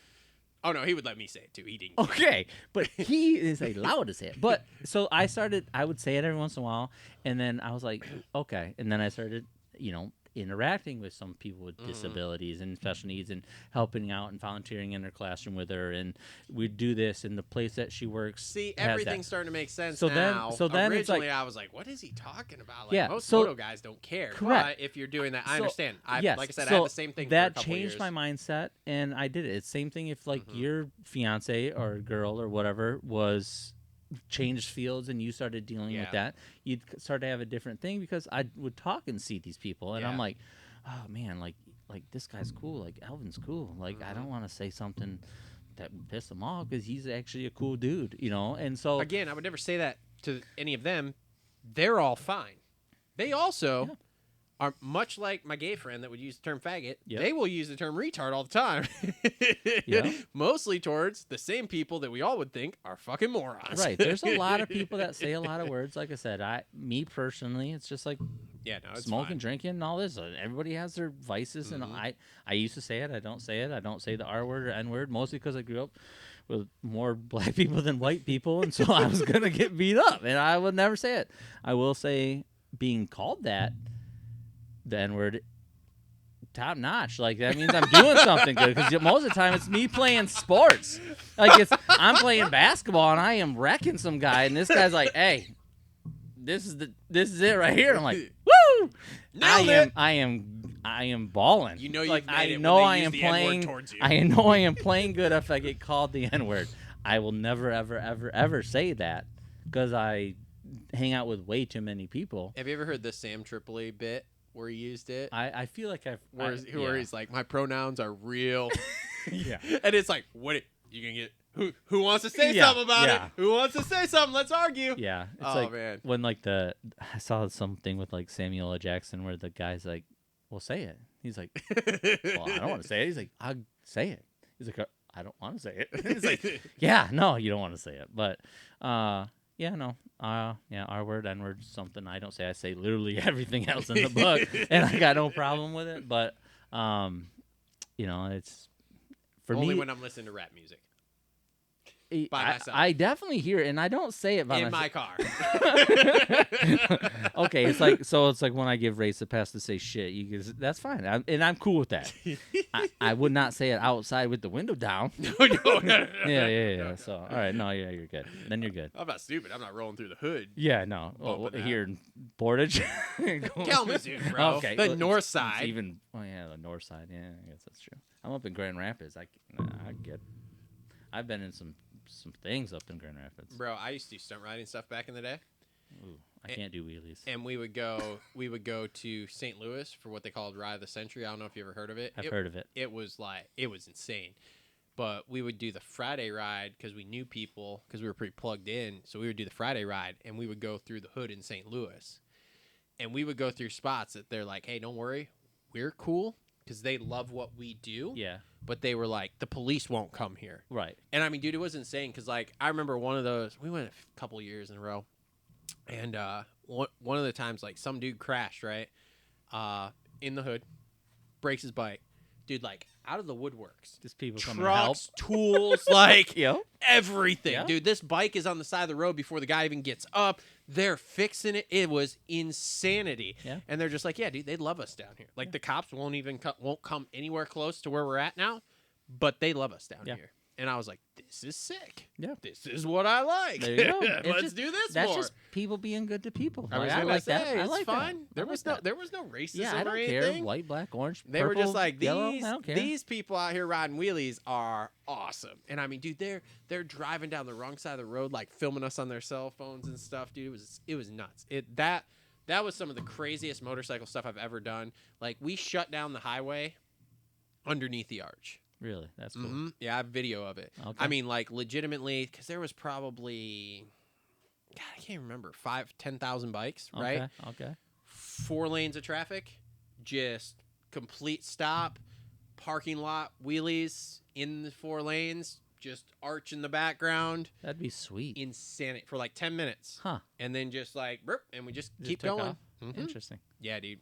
There was some gnarly stuff back in the day that I did with the stunt riding thing that it's like, I look at it now and I'm like, the only reason I'm alive is by the grace of God. Like, I was so far from God back then, but like the only reason I'm alive is because he was still Right there. blessing me, because otherwise like there was one time when we were doing that ride, I can't remember what year it was, but we were like in the last mile or two, and I like stood up on my seat to do like one of those wheelies where you stand on the seat, and like as I went to clutch it up and like the bike was going to go like this, I got rear-ended by another bike. Oh, Jesus. And like, again, only by the grace of God did I not let my clutch out and actually go, because Just with that, it would have just yeah. gone. And like, I was towards the front with everybody, so I got 5,000 bikes behind me. Like, fuck, dude. Like, that's the kind of shit that's just like so gnarly to think about that we did back then, that it's like, I don't know how I'm not dead. Yeah, I can't do wheelies. I can't do a wheel on a I motorcycle. can't anymore. I can. I used to be able to. I suck on bikes. 5, 6, 7, 8 miles on those things, Oh, dude, no. just forever. That's disgusting. Yeah, no, I'm like, eek. Like, I've like accidentally wheelied a couple times, been like, oh God, you know, like you double clutch on the start. That's about it. Nah, man, it was people cool. that like stand up, like at the Supercross races, they do all like the. Oh man, there's some. Yeah, that's what we used to do. And even not like you go through your gram every once in a while and you see these guys, you're like, oh my God, these guys are impressive what they do. You ever seen the guy? He rides a blue bike. They call him Sea Bear Stunts or whatever. He'll do these burnouts. He rides a Harley mostly now, but when I met him, he was on a sport bike. Okay. And he just busted his sport bike back out.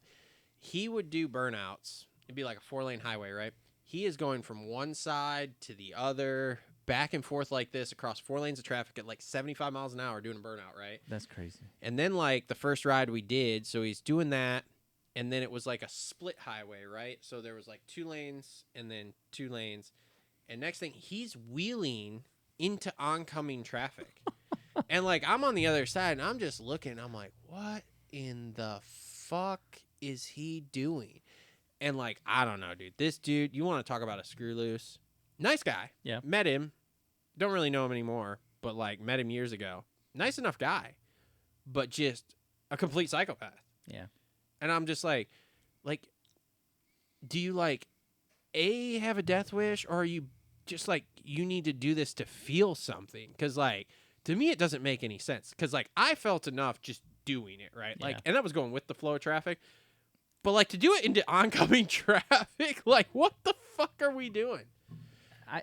So again, I don't do any of that stuff, but for me, it's like betting. Huge gambler, love betting. Yeah. But it's like, all right, you go to the blackjack table, you play $5. Well, then the next time you're like, well, I already played $5, played $10. Yeah. And then it's like, that's not exciting. Oh, $50. And then it's like, what gets you to the, like, what makes you feel it? And same thing. He's like, oh, I've done a bajillion wheelies.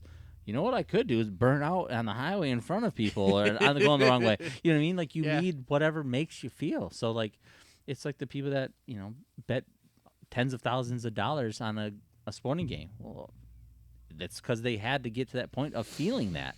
So you were perfectly good in the back doing your wheelies every once in a while. This guy's like, that's stupid. I've done that for too long. I'm going to go do something stupid. So it's, I could see it. It's like the freestyle guys do the same thing. It's like, I'm comfortable, but it's not what I want. I want to go a little bit more. It's like the Travis Pastrana effect. Where he's like, I'm gonna push myself to the next thing. Like he was doing stuff 10 years ago that they're still not doing yet. That he was like, I thought about it. I was trying it. Gnarly. Yeah. Fucking gnarly. Yeah. So, all right. That's been the Complete Racing Solutions halftime report. Thank y'all for tuning in. We also did our Holster Co. Reload rant there, and a little TLR tinfoil hat to talk about some stuff. All right, let's ProFlow 250 here. Make sure to check out ProFlowRacing.com. I'm sure you know Scott. I do. I have a very nice ProFlow 50 PW at my house. Me too. Yeah. Yeah. I'm going to hopefully sell it soon. We're getting out. Oh, really? I'm not selling mine. Yeah. I'm just going to keep it. Like, my kid can't ride anymore. She's way too big. But yeah, no. We too many other stuff. But I love the ProFlow. Yeah. It's nice. Dude, I'll tell you what. The 2 years she rode that bike, one time I had to adjust one screw on the carb. Outside of that, I gas haven't done it, start it, and go. All right, so I am not very mechanical, and everybody that knows me knows that. put in the wrong gas or something. I didn't put oil in it or something. Yeah. They're like, oh well, it has a slow drip, and this one compared to the other ones, and I was like, well, I didn't know that. So I like blew something out the very first time he rode it. Sweet. So it was at Log Road. He fixed the whole thing like before the next day, and I was like, sweet. So my kids still got to ride, and I was like, oh, I got to put a little bit of oil in it. Okay, I didn't know. And then besides that, it's been great. But yeah, just what boggles my mind is we had a regular P-dub and then that one, and just spinning the wheels. That's what it was. It wasn't how fast it was. I was like, it was like, yeah. But the other one was like, whee! Oh, yeah. I was like, wow, it's just when you push it, you're like, God, that's impressive. Yeah. So, yeah, Proflo. Yeah. All right. So 250 class here. Obviously, we've been talking about Deegan kind of moving out here. Yeah. Okay, so, and he may be there for Supercross. He may not. Up in the air. He will be. No, he won't. We're gonna argue about this. After A1, I'll come back on and we'll be like, hey, Deegan did a really good job in that 250 class. And you're going to be like, shit. Or he got like 9th in 450. No, we'll talk about it. Anyway, so who fills this void, right? Because he's leaving. Vial's leaving. Yep. So now we've got this kind of void going on here. So in one of the coasts, we're going to have a new champion. Yeah. Basically. We got Shimoda, Hammaker, Davies. Who fills the void? Joe. I think Joe's so good. Has to, right? Yeah. I like Kitchen. I like Hammaker a lot. Nice kid. Dude, Kitchen, I got to see it before I... He's- Kitchen's a nice dude. He's fast. He can win races, but like I got to see him put it together. Well, I don't disagree with that, but if we're just listing 250 guys, he's in the top 5 250 guys, honestly. You know what I mean? Yes, Davies, great. Well, unless he rolls a double and someone lands on him or he lands on somebody. You know what I mean? Like, that was a freak accident, but he's a young guy. He can make lots of mistakes. Bro. Kitchen is How about him at Indy that, yeah. in those whoops? Yeah. The entire fucking main. Just those whoops were disgusting. Oh, they were terrible. I walked through them. I was like, I don't know how you ride through these. Me- I barely walked through them. I Me- couldn't walk through them. I Me and tripped. Justin were watching him skim those whoops every lap, and we're like, dude, he's not even sketchy with it. He is literally like straight as an arrow, just like bar, bar, bar, bar, bar. 10 minutes into a fucking main. Like, yeah, what the fuck? we were talking. I had my helmet on with and we're like, damn, Davey, just going through that. Like, I mean, we're fans of the sport, and we watch. Like we don't change up anything like that, but we see and watch what's going on. And I didn't ask. Yeah. Do you guys talk to the Dig Dugs? Like the The like Feld guys who run around and like move Nope. the tough blocks and stuff? Nope. We have different channels. So we just have the AMA channel with just the. Have you ever actually talked to any of them? Oh like, yeah. They're. No one seems to know these guys. They're like ghosts. Yeah, they're interesting dudes. It's hard. And they travel hard- with the series, yes, right? hard job. How many of them are there, do you know? Ooh, Dig Dug guys that are on like with the helmet on the track. I yeah. would guess probably 7-ish, Oh, 5 okay. to 7. Okay. But they work their ass off. Like people don't understand. Like the races gets done at 10 o'clock. Oh, yeah. At 4 a.m. that bitch is empty. Mm-hmm. Like empty. Yep. And they are just busting ass. And guess what? We get there at 5 in the morning. Uh-huh. Like 6 in the morning. Like I have a meeting at 6 in the morning. Races don't start till noon. I have a meeting at 6 Is that in the morning. changing this year? What? The time wise? I heard it's changing because I heard we're only doing 2 sessions. Ooh, that would be sweet. I'd be all in on that. I heard we're eliminating session 1. I wouldn't be surprised. I know that there's talk about it just because they're also good and they adjust to it so quickly now. Yeah. And the free session is like, I don't know if they'll take it out. What I guess, again, this is me speculating, but I would guess that they'd have some sort of like a, hey, first 3 minutes is free, Yeah. or 5 minutes is free. Then we're gonna run 7 minutes of qualifying, and then the next one is 15 minutes long, and that's full qualifying. Yeah. Like, so I don't know if they'll take one out, but I think it would be like or it'd be like a dual session, if that makes any sense. Like half of it's free, then it's timed, Yeah. then it goes into time for the second Yeah. one. But I've heard only 2 sessions, 2 sessions. total. I Whether could they see- split it or not, only 2. I could see that because the free thing. I mean, it's dumb. it's whatever. They don't I mean, need it. Yeah, they're too good. They're too good to do it. So if you want to do that much, then we need to go to a 2-day format and have a practice on don't Friday. do that. That's gonna be horrible. I Don't think do they that. should, dude. To be Oh, honest, my I God. think if we're gonna do it, I think we should do the same. this is what I've talked about here a little bit, and you can tell me if I'm fully off the radar on this. It needs to all be a 2-day format because what are they trying to do? They're trying to build this hype around everything being the Premier Series, right? So all should be a 2-day format with a practice day on Friday so that it's a much more low-key, or even Saturday. I don't really care. Do it Saturday, Sunday. Doesn't matter. Whatever. However you want to do it. I think Friday, Saturday will be fine. Where you have a long practice where we can actually watch the guys stop in the pits, look at the lap times guys are doing, see what somebody's doing. Okay, cool. Now we go back out or see them. Wow. Can we watch them take a shock off on the side of the track and put a different shock on because that shock's not working properly or whatever? No one wants to see that. You ever watch a Formula One race? How much do people pay to get in the fucking pits? Oh, yeah, that's Formula One. It's one of the most popular sports in the whole wide world. And all the Formula One drivers are fans of Supercross. Well, it's because We are the most popular. We are the most popular motorcycle racing in the world. So you want to rent out a stadium for an extra day? Did you just say for an extra day? We're there Friday.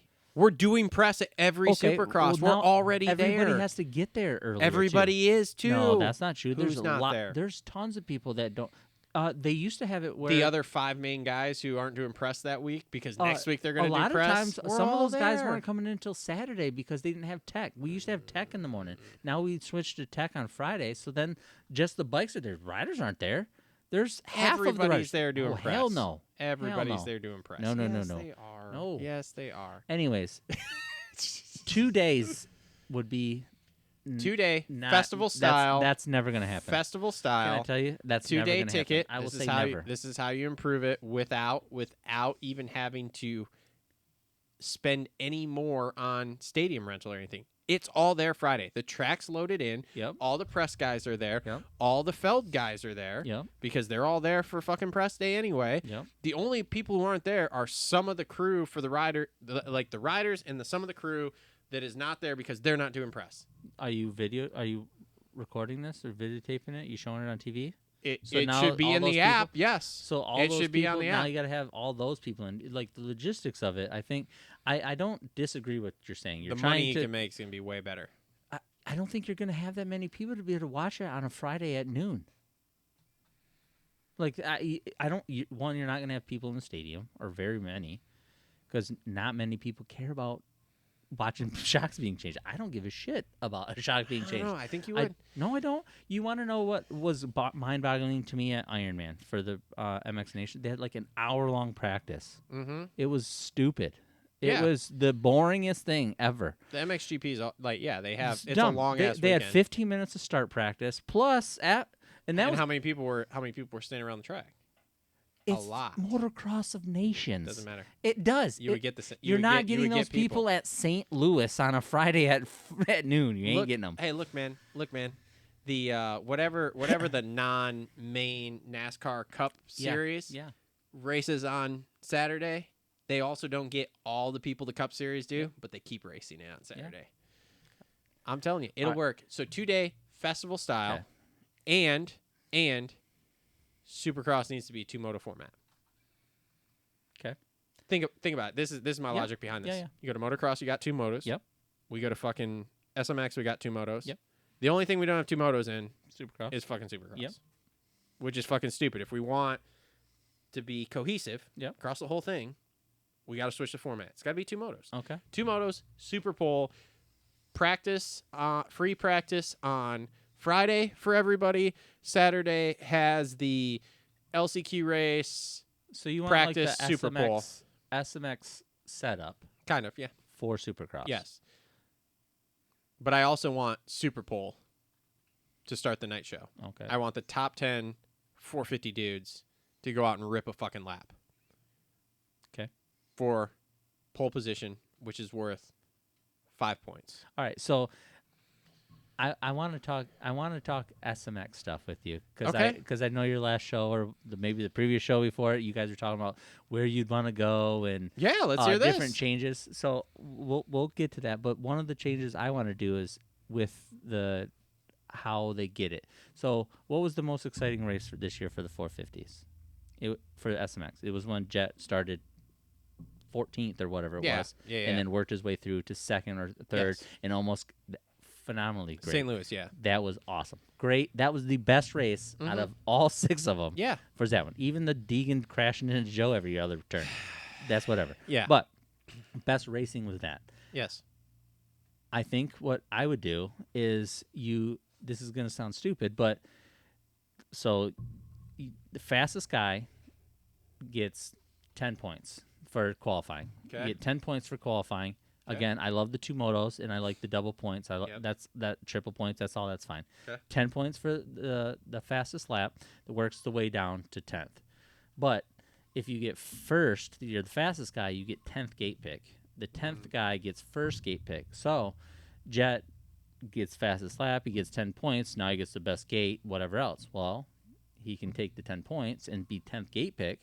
Maybe be outside the box or 3 outside the box, or have to be tucked on the inside. Maybe start 7th, 8th, 9th instead of getting a whole shot because he's in the perfect gate that's perfectly straight and all that.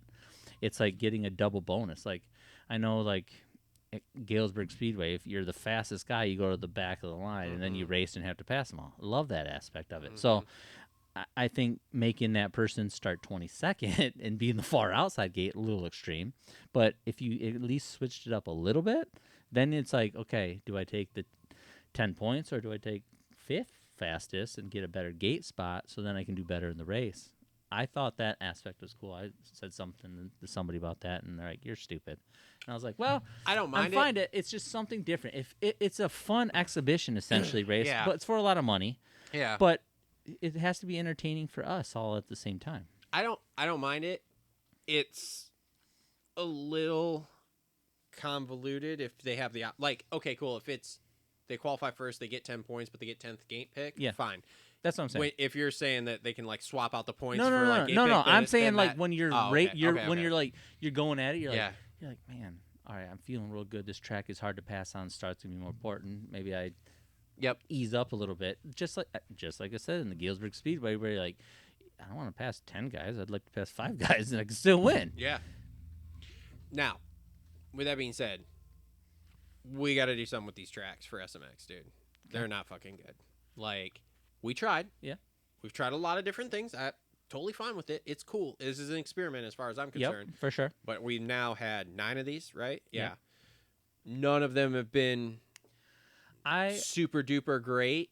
So I love Charlotte, the area. Mm-hmm. If the dirt wouldn't have been super soft, that track would have been pretty cool. Like, I heard but it we're was not locked into Charlotte though. I heard like Charlotte. This was last year. I did hear that too. And I that don't. we're Again, not locked I don't in. know. I don't know. I don't know beyond what's- that. I just heard we're not locked in. Yeah, I haven't missed a SMX. Like I've done every single one of them. I've worked every single one. They're fun. It's a great atmosphere. It's something totally different. I wanted to be part of it. Charlotte's track was sweet if it wouldn't have been a soggy mess out in the motocross section or that my rhythm section that I was in. It was soft. But once they fixed that, like after qualifying, they fixed it up. It was really good for the mains. Like it was not bad. They just couldn't put a bunch of water on it because of all the rain that they had there. I think that I'm assuming you guys have talked about this, but I think there should be a Supercross one, a motocross one, and then a hybrid one. Yep. Like the hybrid of all of it is tough. I love Vegas. I hope they never not go there, mostly because I like to go to Vegas. I heard that's out. Vegas? Oh man, I hope not. I think a lot of people would be sad about that. I think the riders, mechanics, everybody likes I want to go to Vegas. Vegas, but we gotta quit going to the drag strip. Yeah, maybe. The problem with the drag strips is, and I've said it before and I'll say it again, when we get into the drag strip part, and we're going back and forth across, it doesn't work. Like, bro, make long Supercross lanes that go all the way down the drag strip, hook a 180 over the wall, come all the way back, hook a 180, go all the way back. Yeah. Because we've all, like the riders have all told us, the long rhythm lanes are where it's at. That's how we get passes made and all that shit. Doing this zigzaggy back and forth bullshit, like, it doesn't work. I mean, It they're trying to just hit doesn't work. times. Like, the guys are so fast. If you had a mile long, I mean, we've seen it at straight rhythm. You have a mile long single thing is going to be done in 17 seconds. So, like, to go back and forth 3 times, it's going to be 47-second lap times, and everyone's going to hate it. We got more space out there. Maybe. Like, make it more. And like, as far as like, if you really want to get into like a hybrid track, dude, Chicago is fucking perfect. I love Chicago. Go back there. I really like Chicago. The track's basically still there. Well, they were going to tear it look at- down. if you look at satellites, you can see it. That's the reason we went there 1 year because they were going to tear it down. Yeah, but And I heard when we were there the first year, they signed a multi-year deal to be there. No, they were going to go there 1 year, and then they were going to tear it down. And then it was like, okay, let's find something different. And they found something different.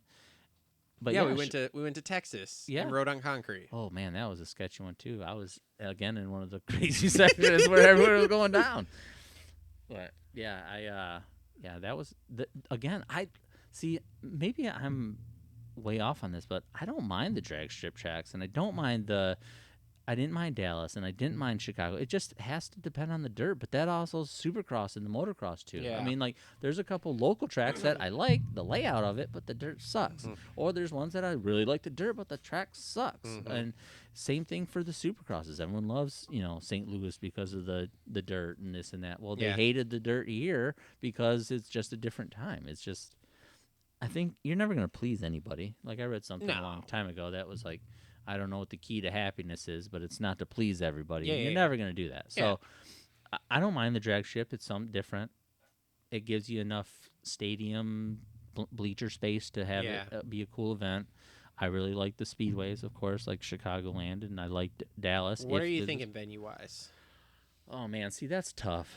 That's the hard part is because you got to have somebody that has parking and enough area and enough people and enough blah blah blah. And the hard part is we're in football season. Yeah.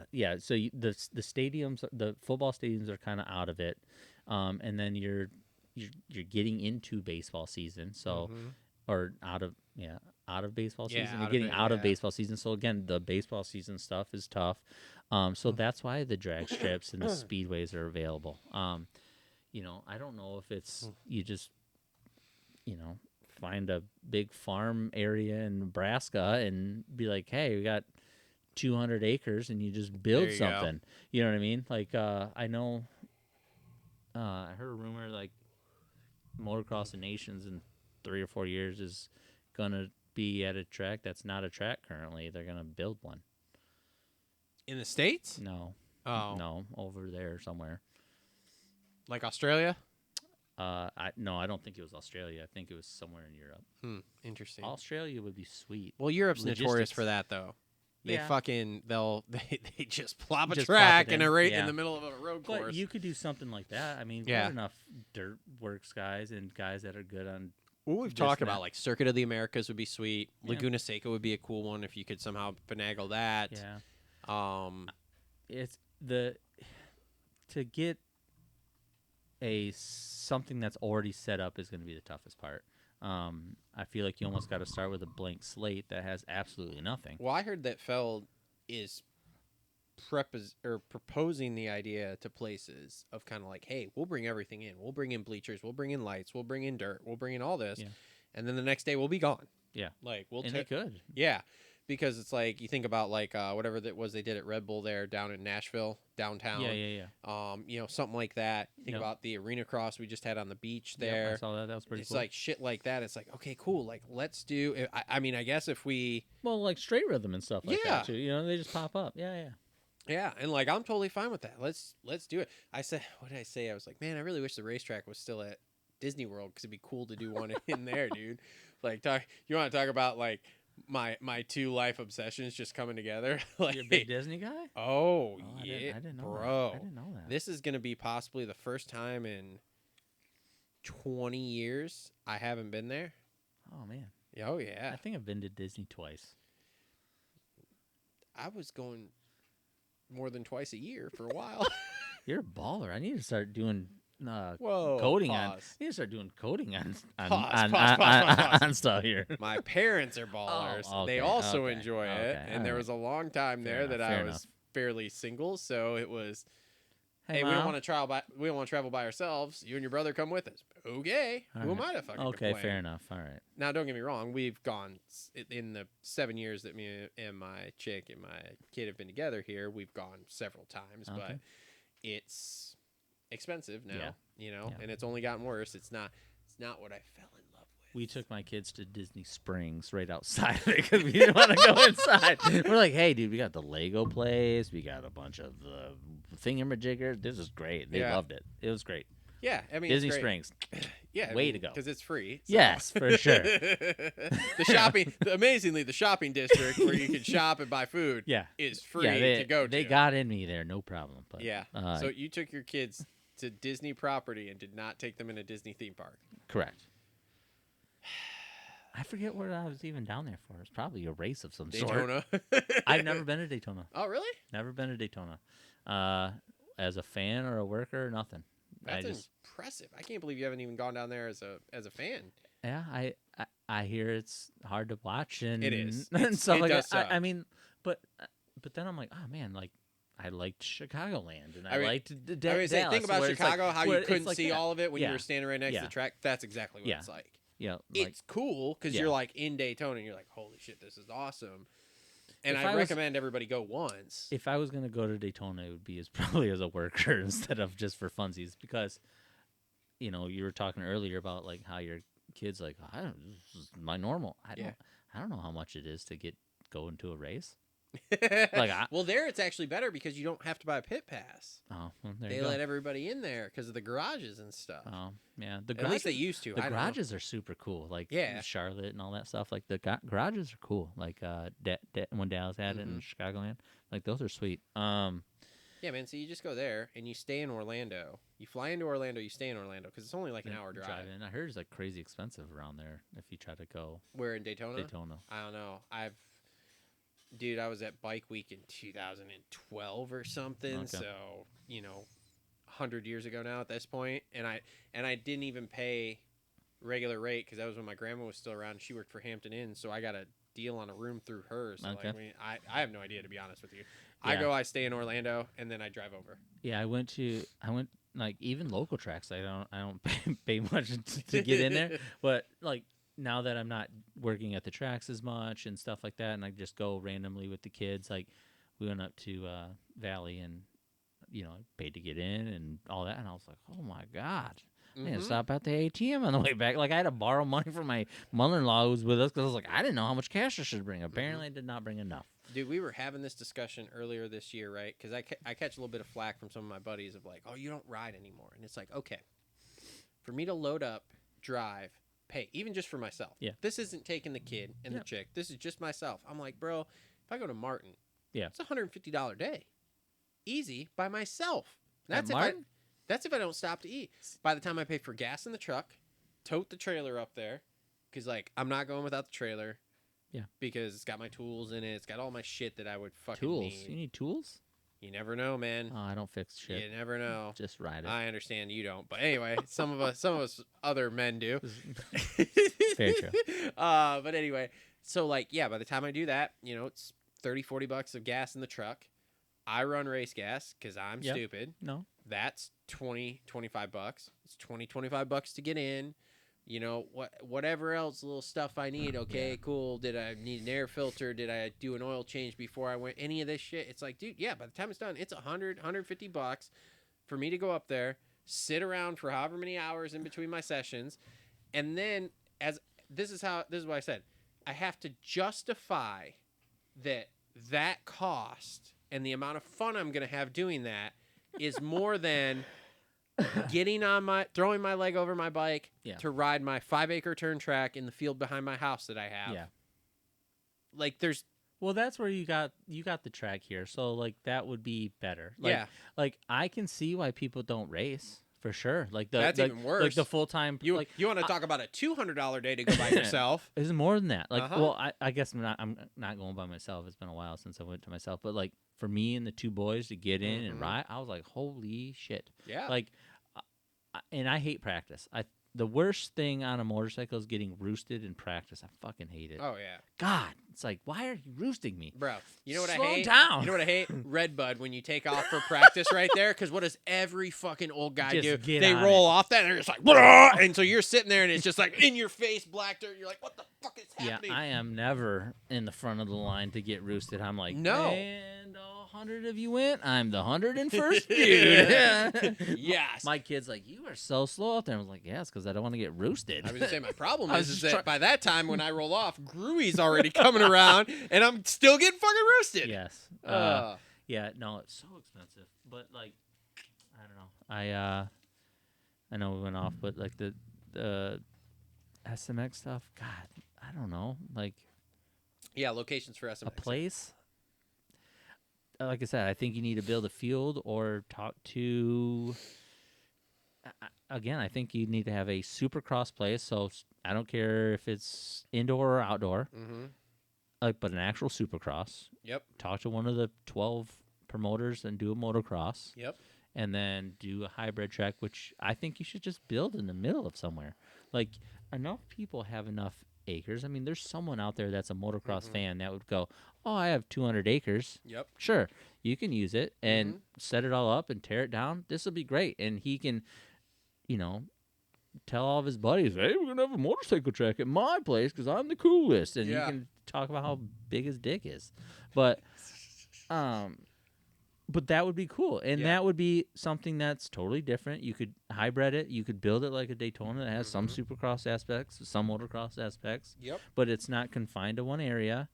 So I think that's what you do is you do a normal Supercross. So St. Louis, I don't care. St. Louis, great. Yep. They don't do anything there at that stadium. There. Well, no, don't we have a St. Louis Supercross this year? Yeah. Yeah. That's what I'm saying. Like they don't. There's no sports there anymore. Was that stadium still as loose of a program as it was the last time there was a Supercross there?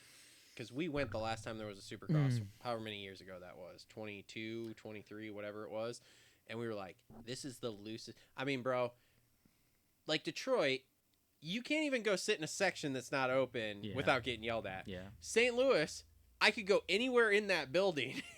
Like, I could go up to the suites. So I don't know. And if much there about wasn't anybody in the suites, I could go in the suites and sit and watch. So and no one said a fucking word. I have no idea about the looseness because I don't go I guess in the that's true. You're stands. down I on go the right track. on the floor. I do. So like when I do Supercrosses, at the break time, I like to go walk around the stadiums. One of the reasons I do this is because I like the stadiums. I'm a huge sports guy. So going to see Gillette and, Old Heinz Field and all that, and going to MetLife and all that. Like, I love seeing the stadiums. Absolutely love it. It's why I want to do Cleveland. Never been to Cleveland. I've been to Cleveland a bunch for work and all that, but I've never been to the stadium, so I 100% want to go to that one. Yeah. And I pick stadiums that I've never been to or something that I like, and that's how I pick mine.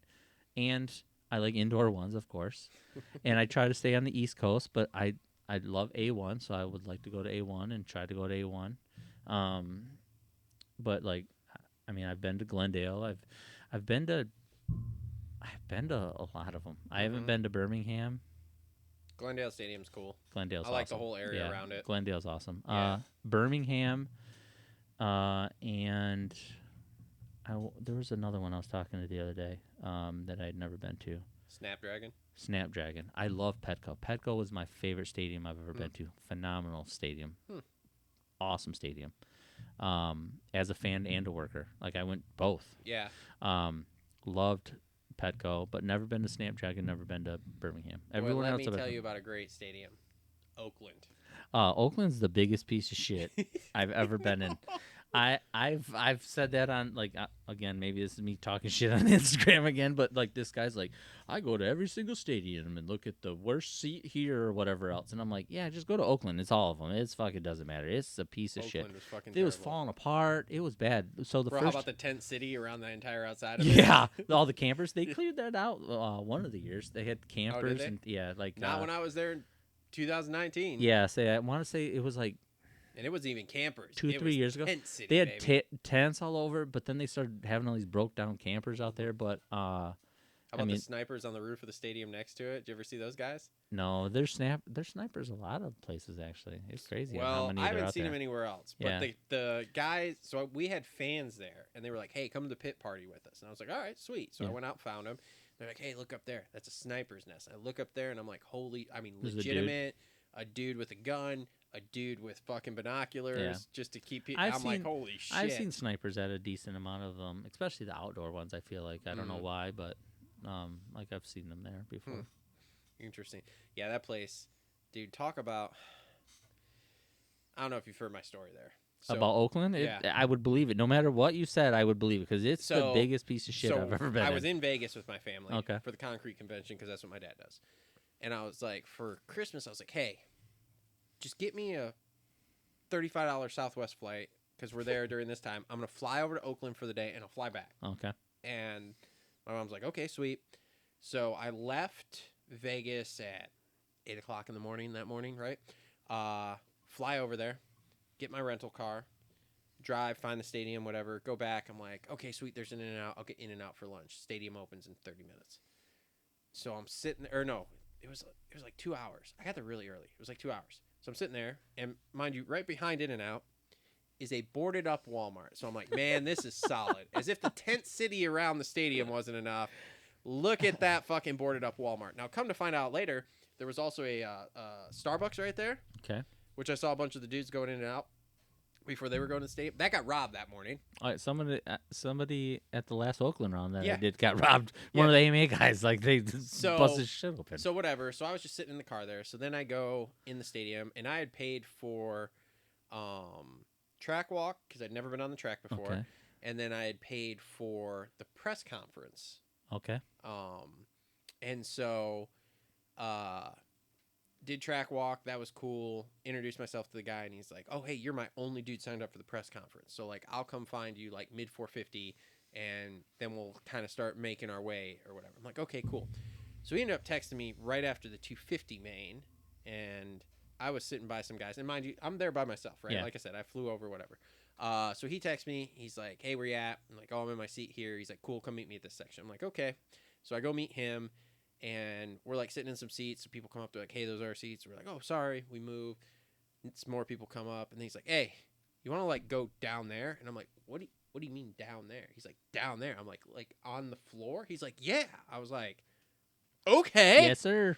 So I watched that 450 main on the floor. Okay. Which was fucking incredible. Yes, it is. Now, granted, this was back when I was vlogging all the time too. So I had my big ass camera behind the gate filming. And some official guy is like, hey. No. And I was like, oh, sorry. So, like, put it down, right? So then go to the press conference. Guy takes me there. And he's walking me through the stadium, right? I don't have a fucking clue where I'm going. I don't have access to this. Yeah. We finally get to this press conference room. And he goes, hey, man, I got to go do some paperwork. Is it cool if I leave you here? And I'm like, he's like, all right, sweet. Takes off. So now here I am. You know when you're in a room and you're the only person not supposed to be in that room? Yep. Even though I was, but I wasn't? Yeah. Yeah, that was me. Yeah. So I'm awkwardly standing in the back, and of course my natural reaction is just to turn my camera on and record the press conference audio, even though I'm not supposed to. So I do that. Then I had assumed, because it was Oakland, California, that the airport was pretty big. And so I was like, cool. So my plan was, my flight was at 8 o'clock the next morning. Okay. I was just going to go to the airport. I'd go through security, and I would just sleep on the floor. Okay. No problem. Jason Wygant style. Yeah, I'm on my Okay. I'm in my mid to late 20s. Like, Okay. I'm still youngish at that point, right? So I go and return the rental car, and I get on the shuttle, and the guy's like, what are you doing? And mind you, because I've been through the press conference, right? When I left the press conference, no one's with me. Yeah. I'm walking through the stadium. No one gives a fuck. Yeah. No one says this word to me, nothing. So I'm watching them tear the track down, whatever. So by the time I get back to the rental car place, like 11:30, 12 o'clock, the guy's like, what are you doing? I'm like, well, I'm going to go to the terminal. He's like, okay. I didn't know the terminal Closes. Yeah. at midnight. Yeah.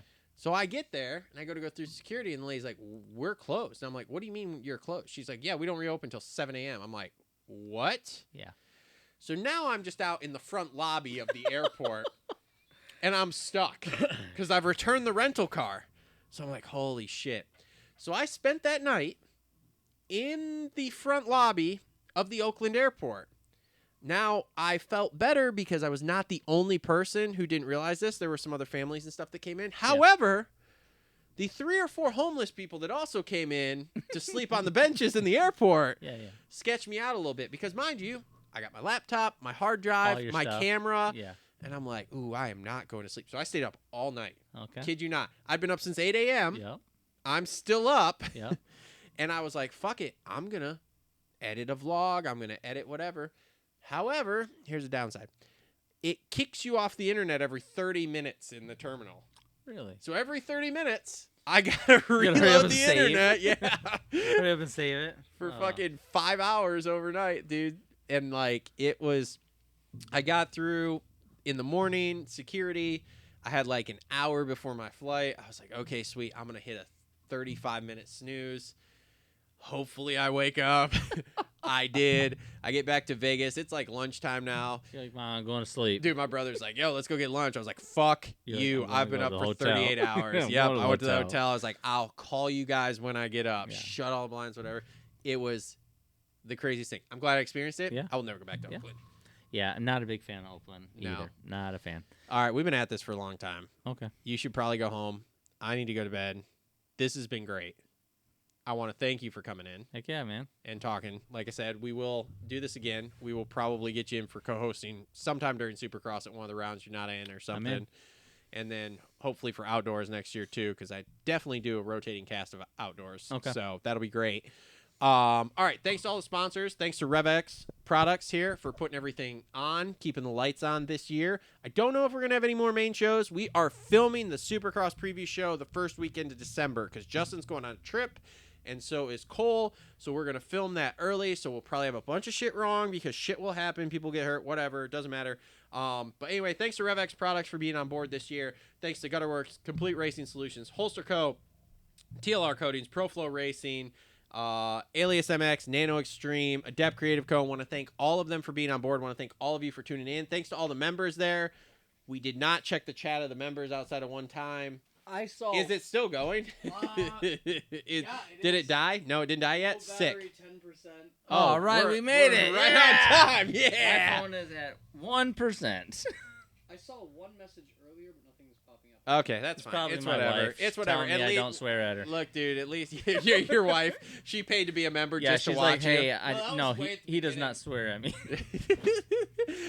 Thanks to the members for being members this year. I am going to do some Thirsty Thursdays here. It's been hectic at best here.